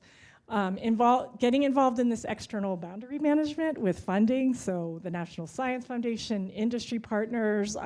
There's a Google Tech Exchange where the students can go to Google for a semester to learn about, the corporation and learn about how to program. And then they even have what they call Googlers Googlers come to campus. I'm thinking about the University of Texas El Paso, and they will sometimes develop courses in problem solving with, so some of them will come to teach. So some exchanges to really learn about the culture at each kind of place. Pedagogical approaches from CASI. So remember I was talking about signature practices. There are about 5 of them, from peer tutoring. There's also research opportunities. So opportunities like that are implemented in different ways at these institutions. And that was the value of going to multiple campuses, was seeing how different places implemented these in different ways. Enabling students to attend conferences. I know I mentioned that already. To some, Great Minds in STEM is one of the ones for Latinos in computing. Some of you may have heard of the Grace Hopper Conference, which is for women. So there would be funding for students, and students had to go through an application process, but we literally saw staff like sitting side by side with students completing these applications to go, and students telling us, this was the first time I ever saw a Latino computer scientist. And so institutional peer mentoring is another external boundary mechanism. So I think I mentioned already that CASI institutions would go through that process of sharing data that I talked about earlier, and they would identify who was a particular good institution at addressing a particular population and try to learn from one another. And I think that that's really important, because one of the things that the National Academies of Sciences, Engineering, and Medicine report we talked about is that the strategy, most of the research, actually a recommendation of that report was actually conducting more social science research in HSI STEM fields. Because when we were trying to do the literature review for that, you either could find successful STEM programs in predominantly white institutions, that research about that, or you could find research about HSIs in general, but not necessarily in STEM. And we had to kind of put it together and make inferences. But part of that is because the predominantly white institutions, more selective ones, tend to have more resources to conduct those studies. But the strategies they use may not be applicable to HSIs. And also, I mean, there was an article, physics article, where these physics professors talked about the samples of students that, predominantly if you just looked at the research and you looked at the samples across all the studies, most of the students, these studies are based on students who are white and more well-off at predominantly white institutions. So the findings aren't even based on the experiences of these students. So what this can lead to is Hispanics, because the only intellectual resources are based on like practices at PWIs, HSIs may feel like they have to imitate them. So this gives an opportunity for HSIs to learn from one another instead of feeling like they have to like imitate other institutions. Fostering multidimensional student success. And so this is when so having curricular structures like onboarding classes like Computer Science Zero, where students might be able to learn about the major, and that was really helpful for some students, because otherwise they would have had to dive in a little bit more intensely. And so collaborative learning, I already talked about, problem solving, courses that were like a unit. So sometimes those kinds of more flexible classes to learn the skills, undergraduate research opportunities. I've talked a little bit about financial as well, the importance of helping students find financial opportunities where they could integrate their studies and and being able to be paid, basically. Social, relational pedagogy, relational approaches. I've talked about the encouragement, validation, building confianza. Cultural, so for example, one of the departments, I think there was a question about serving multiple students from multiple racial groups earlier. There was a Dia de los Muertos celebration in one of the departments about famous figures in computer science from all minoritized backgrounds, They went to see the movie Hidden Figures. And so integrating that, right? One of the instructors that we spoke with, not Hispanic, would assign homework where students would figure out how to translate into Spanish or do language translations in their programming. So trying to make assignments that, integrate these skills. And then career. When we wrote the initial proposal, we didn't even have career. The value of qualitative research is that nobody had really written about this, and we saw that there were courses in resume writing. There were, in some of these courses, one of my favorite moments was watching an instructor talk with students about how to, a lot of these students worked at Best Buy or Dunkin' Donuts, and they thought, I'm gonna be competing against people from Harvard or the flagship institution, so my experience isn't really valuable, so I won't mention it, or I'll just, and she would say, no. If you work at Dunkin' Donuts, you're doing, customer service relations, you're doing inventory, you're doing management, and she would tell them, how can you translate the assets that you have for employers? And by the way, a lot of these internships, students would say, I was kind of intimidated by the students from Stanford, Berkeley, who were also doing these internships, but when I was actually doing them, I realized my skills were just as good or better, having that experience. So the power of multi-institutional partnerships.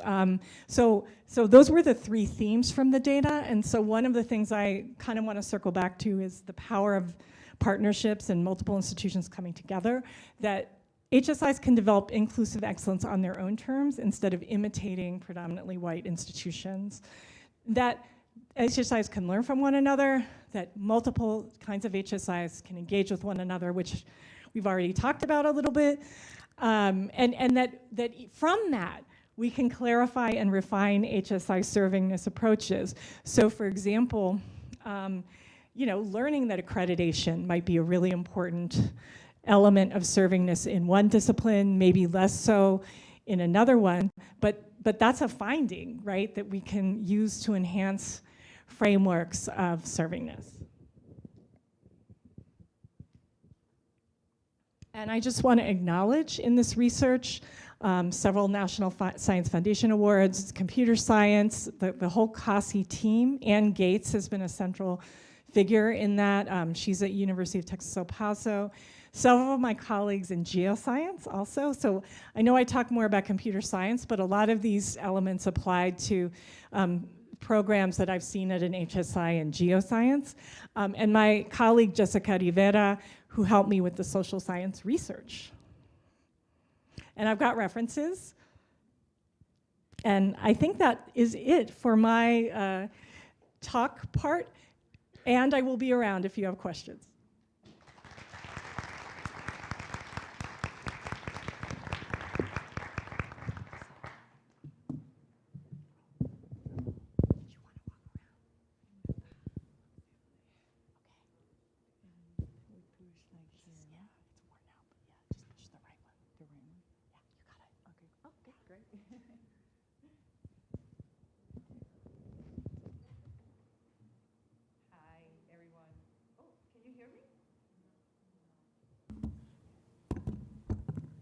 Can you hear me now?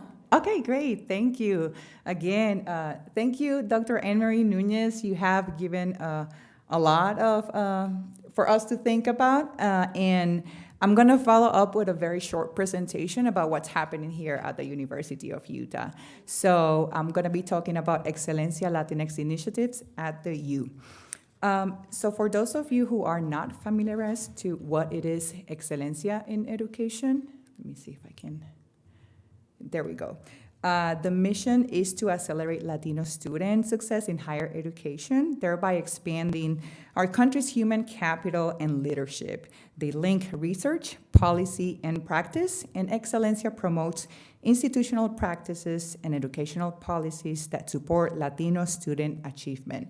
Something that they are very much into is thinking about Latinx students attaining college degrees, right, by 2030. So as of now, 6.2 million degrees are needed. So Excelencia, it's helping institutions like the University of Utah, right, and how we can produce, right, like and engage in these conversations, but also graduate more Latinx students. At the University of Utah, we have a working group of Excelencia, which I'm going to be talking a little bit later.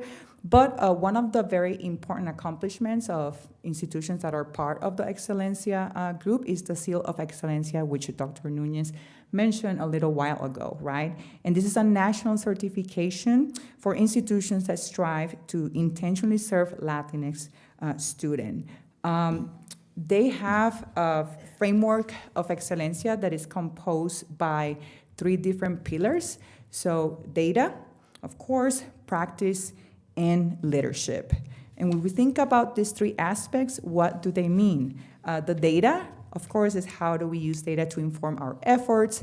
So when you are part of the Excelencia working group, you have to think about enrollment of Latinx students, the retention numbers, transfers in, but also out, the financial support of Latinx students, representation in administration, faculty, and staff to further models of success, and degree completion.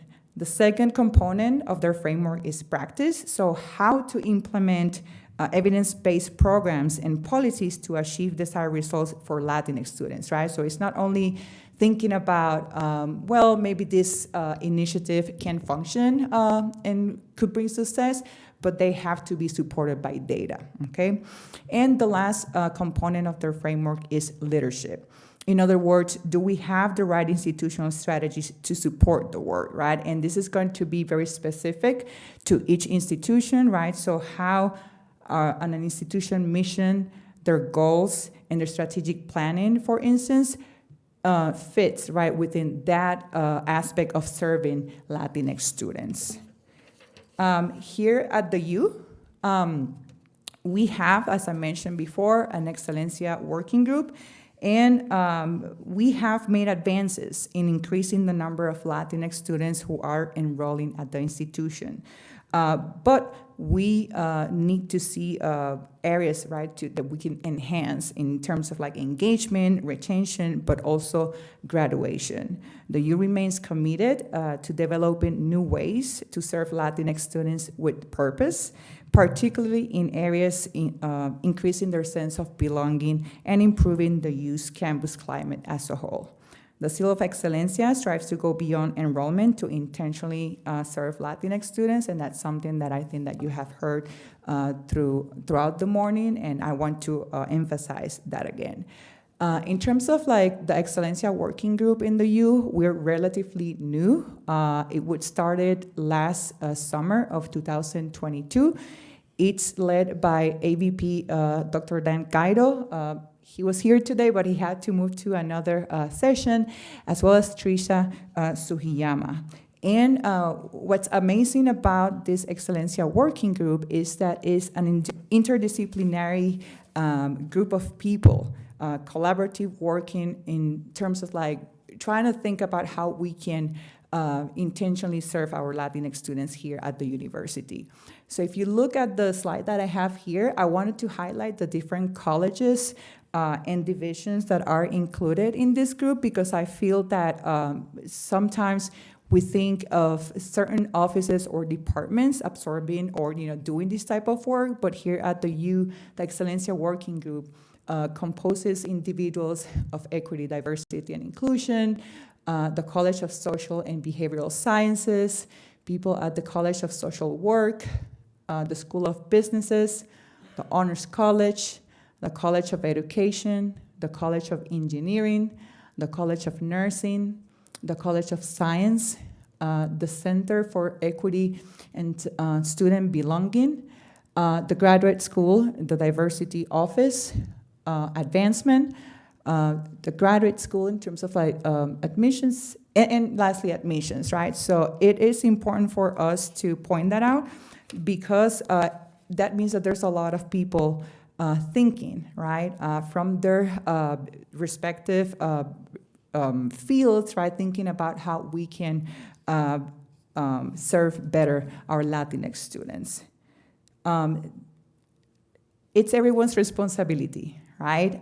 Historically, when we think about the work of supporting Latinx students, it has disproportionately fallen on ethnic studies faculty, cultural centers, but we all need to engage in equitable practices that affirm and support our students, right? And I cannot emphasize this, right? So I hope that with the work of Excelencia that we're starting here at the U, it reflects, right, like the spirit in which we're all working together.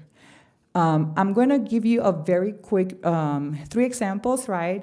There's a lot of, we're just collecting data. We're just in the first phase of the Excelencia working group, but I want to highlight 3 different examples that I want to share with you today. So the first one, it's from the Honors College. As you know, across the United States, honors colleges in predominantly white institutions have enrolled predominantly like white students as well. So they are thinking, right, like how they can serve better other minoritized or underrepresented students. So their question has been surrounded the increasing the number of historically underrepresented students. Their enrollment on the first year in transfer honors, they received last year 4,987 applications, and the outcome of thinking of intentionally serving students, they increase the percentage of first year and transfers Latinx students applied to the honors, yielding to honors. Something very fascinating about the Honors College here at the U is that they have a Spanish-speaking living community. So that is great, right? Because it's not only thinking about like what happens inside of the classrooms, we're also thinking about what happens in their living spaces, right, as a community, affirming their cultural practices, affirming the language. So I think this is a great example from the Excelencia Working Group. The second one, it's from the College of Nursing. They are thinking about leadership on anti-racism curriculum task force. So this is more of like what happens, right, like inside of classroom context. So the research faculty at the College of Nursing have started interviews with students from all their programs. Early qualitative analysis indicate that there's a need to appropriately address racist and or unconscious biases incidents when they occur. So the outcome is that they have continued to conduct interviews with students and see if improvements to syllabi content, the textbooks, the trainings, and all of these different initiatives are helping to address issues that are diverse and historically underrepresented students face. And this is not something that only happens here at the U. We know that across the nation, a lot of the different colleges are rethinking all of these aspects, right? Because thinking about anti-racism work, it's something that is very, very important in all our campuses. So kudos to the College of Nursing for doing that very, very important and hard work as well. The last example that I have for today is the Center for Equity and Student Belonging.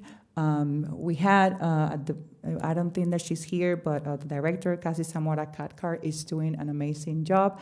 There's many, many initiatives that are happening over there, but I'm just gonna mention one today just for the sake of time. And it's the Retention of Latinx High Impact Programming, or HIP. This is a first year offering like the program at CESP. All program elements will be open to any Latina student at any year, meaning it could be a freshman, a junior, senior, etc. And that's their vision for the near future. They hope to expand the offering to have more engagement and mentorship opportunities, and their offerings grounded in the youth sense of belonging domains, which includes the personal, the social, the academic, and the post-graduation, right? Thinking about like career opportunities and what happened after students leave the U. The outcome, they want to continue to engage Latinx students on campus through HIP, such as mixers and opportunities to meet Latinx faculty and staff, culturally relevant social events, and exploration and celebration of Latinidad, right? Because if we think about how do we serve Latinx students, it's not only through outcomes like graduation, retention, etc. It's also sometimes like the feeling of a campus, right? Do you see things that represent yourself through the art, to different signs, right? That acknowledge you're present, but also makes you feel that you belong, right? So these are practices that are very, very important. In terms of the Excelencia, where we are standing here at the U, we're in phase 1, right? So we're in very, very early stages. Like I mentioned before, we just started in June 2022, so we're just on the working group creation. Hopefully, it will get bigger, right? Because I know that there's a lot of exciting and very good initiatives happening here at the U, but for the sake of just like starting, right, like we collected this very excellent group of constituents that you just saw, right, like representing different colleges across the U. We're currently doing a campus service inventory, and that it's led by AVP Dan Cairo as well as Tricia Suhiyama. The phase 2 hopefully will lead us to the civil serving institutional transformation assessment, and then the third phase will be apply for the Seal of Excelencia. So that will take us a couple of years, but we are in this endeavor, and there's a lot of exciting things happening. One thing, and to conclude my presentation, will be that although it is important to have different frameworks, sometimes we have to go beyond them, right? So the Excelencia provides an important framework, but it's not the only way to serve our students. The HSI work across the nation is not one model fits all, and it urges multiple ways to imagine it, to practice, to fail at it, and then try it again, right? Because I come from the humanities, so I don't know if this is like disciplines, but in the sciences, people fail all the time, right? Because you do experiments in order to, right, to get your practice like grade, but there cannot be fear to fail, right? And that's something that we have to keep thinking. And I hope that with these initiatives, we learn a lot about where we are right now, but also we can dream about where we can go in the future, right? Because this is an endeavor that we all have to, work together for. Last but not least, sorry that I put 2022, Happy New Year. We're in 2023. For those of you who are students, please vote. There are elections right now for the Associated Students of the University of Utah, so make sure that you do that. And again, thank you so much. Obrigada, gracias. And if you have more questions about the Excelencia Working Group, you can email Tricia Suhiyama. She will ensure that she connects you to the Excelencia Working Group with AVP Dan Cairo at the Equity, Diversity, and Inclusion Office. And they're the ones, right, like leading these efforts. So I hope that you get excited about this. And if you have further questions about Excelencia, feel free to contact them, right? Because it's very, very important work currently happening at the U. Thank you so much.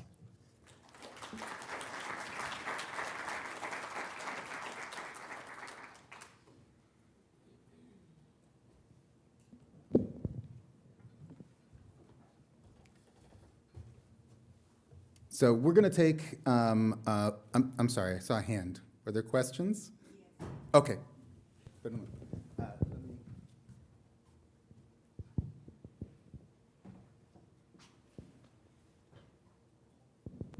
Hi, my name is Teresa Molina. I work for University Neighborhood Partners and the College of Social Work.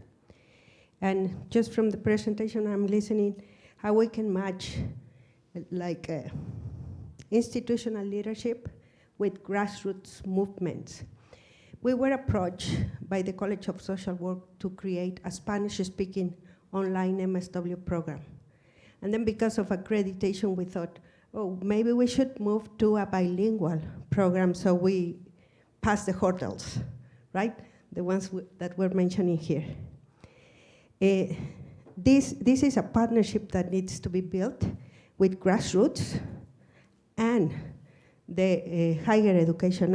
I am very happy to see Dr. Philip in the Excelencia Working Group.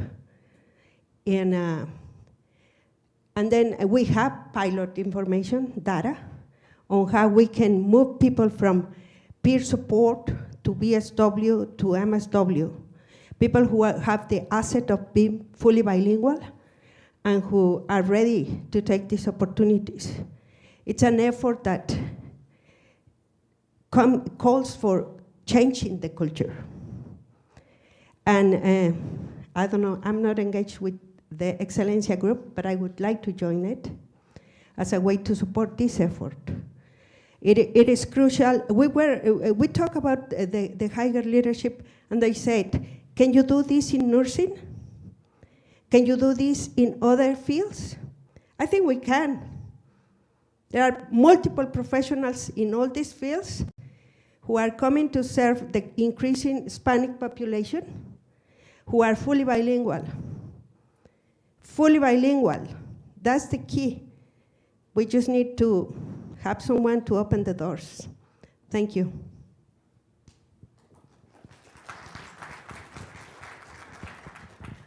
Thank you so much for that observation. And you're reminding me, I have to go double look it up. But I think the UT El Paso School of Pharmacy actually builds in bilingualism. I think it's one of the only bilingual. I can certainly share that information with the organizers if that would be helpful at all. But that just kind of reminded me of what you were talking about developing. Thank you. There's somebody else in the back. Sorry. Hello, I'm Dmitry Kapitonov. I graduated residency and fellowship at the University of Utah. I've been observing EDI and participating in EDI work for ever since its inception. One thing I observe is that it seems like you are trying to build a bridge from only one bank of the river. Different ethnic community trying to reach to this isolated island of whiteness in the center. You cannot build a bridge from one side of the river. There has to be made an effort for whites to appreciate culture of different ethnic communities. And as such, I would like to propose and maybe do a research to make University of Utah the first university where survey of world culture or survey of world literature would be taught as a mandatory first-year course.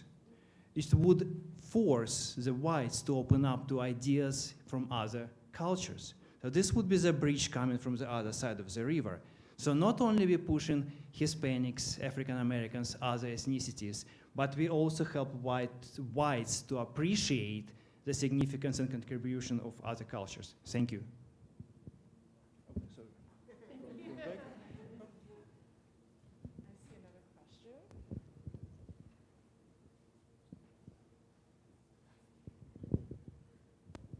Thank you for what's been shared so far. Dr. Nunez, you talked about the power of multi-institutional partnerships, and in the room we do have several employees from the Utah System of Higher Education, and so I'm just curious, what is the role of a system office and a board of higher education at a state level in the discussion around emerging HSIs?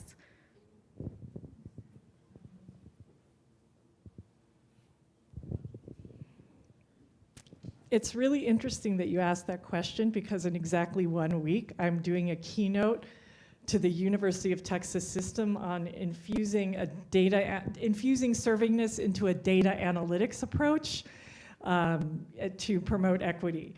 And so I share that with you because I believe that state systems are at the beginning of this conversation.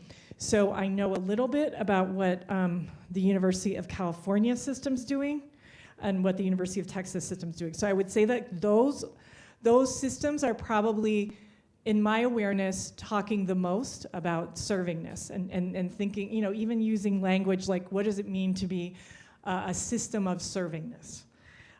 So I can share maybe some of the themes I've heard that they talked about because the conversation is really only emerging.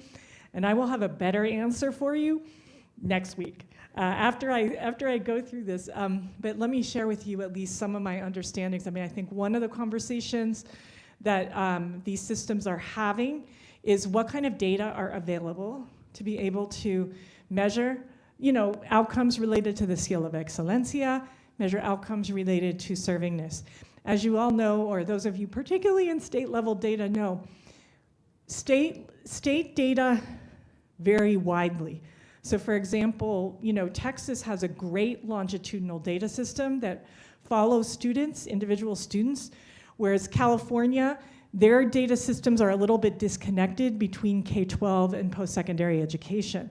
That's going to affect, the quality of those data are going to affect how systems make sense of servingness, make sense of different populations, make sense of equity gaps. And so, for example, the University of California right now is figuring out, let's do an inventory of all the data that we have that we could use to ask questions about equity gaps, to ask questions about the environments in these particular institutions. So I think that that's one conversation. To what extent, right, can and will different particularly public systems, share data, right, to be able to get at these particular questions? To what extent will they merge data? So I think that that's one really, really important conversation that I've heard. What I do know the UT system is doing, and that I'll probably end up focusing on maybe in more detail next week, is the importance of curricular pathways. So really looking at the role of the major basically, the UT system has an equitable student pathways initiative right now where they're trying to look at curricular development to promote student success within the majors as part of servingness. Because Hispanics, more than others, are more likely to work, they're more likely to take care of family, and for them, the major may be a relatively even more important environment than for other students.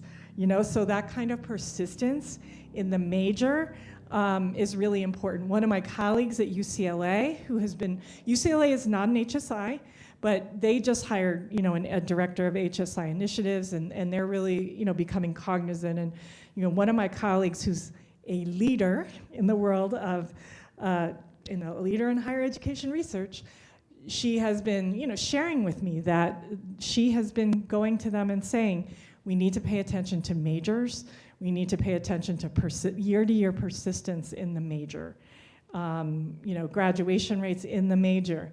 That might even, because that's where a lot of students primarily experience their educations, particularly Hispanic students. So I think that those are going to be some real conversations that are going on at systems level, and I think the system, I think a real important role for systems, since we have people from the University of Utah system, is to offer either human or financial resources and partner with higher education institutions in the state. Because when they take that leadership, or they could even be, so remember I was talking about collective impact, they could even be that kind of centralized support for these kinds of opportunities, like offering access to data, giving people, like what University of Texas personnel from each campus are having regular convenings to answer questions about curricula. So it's at the beginning, and it's a really good question.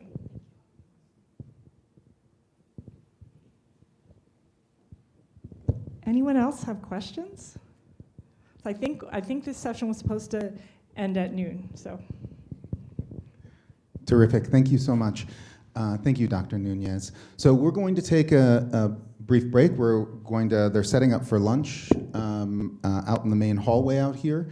We invite you to help yourselves to Cafe Mumai. If you haven't had it, it's wonderful. And we encourage you to come back. Perhaps during the lunch break, we can all be thinking about, there's been a lot that's been talked about today, about different ways. I loved the metaphor of the menu, right? We're having lunch, so why not? Let's think about menus, right? A number of different opportunities to get involved. There's the Latinx initiatives cohort that was talked about. There's perhaps possibilities for getting involved with that. There's also opportunities for getting involved in the way that the Honors College has become involved in recruitment of scholars. There are other ways to get involved in terms of addressing this through curricular approaches, through pedagogical practices, through mentorship activities, through community engagement. There's all sorts of ways. There's a lot that's on our menu. But maybe we can start to think about, from our own place, where we are, what we might be able to do to get involved, to advance this work, to create more equitable communities and spaces here on campus. And I know our USHE cohort was visited this past week by the NLA, that's the new Leadership Academy and Amy Fulton, that talk a great deal about shared equity leadership. That is, beginning with where you are, this is an ACE practice, the American Council of Education, beginning with where you are, with your own area of, your own areas, accesses to power, to the levers of power, and how can we begin to sort of activate those to begin to move this work forward. So maybe we can start to have those conversations and we can start sharing here over lunch. Okay, fantastic. I'll stop talking now. Thank you so much.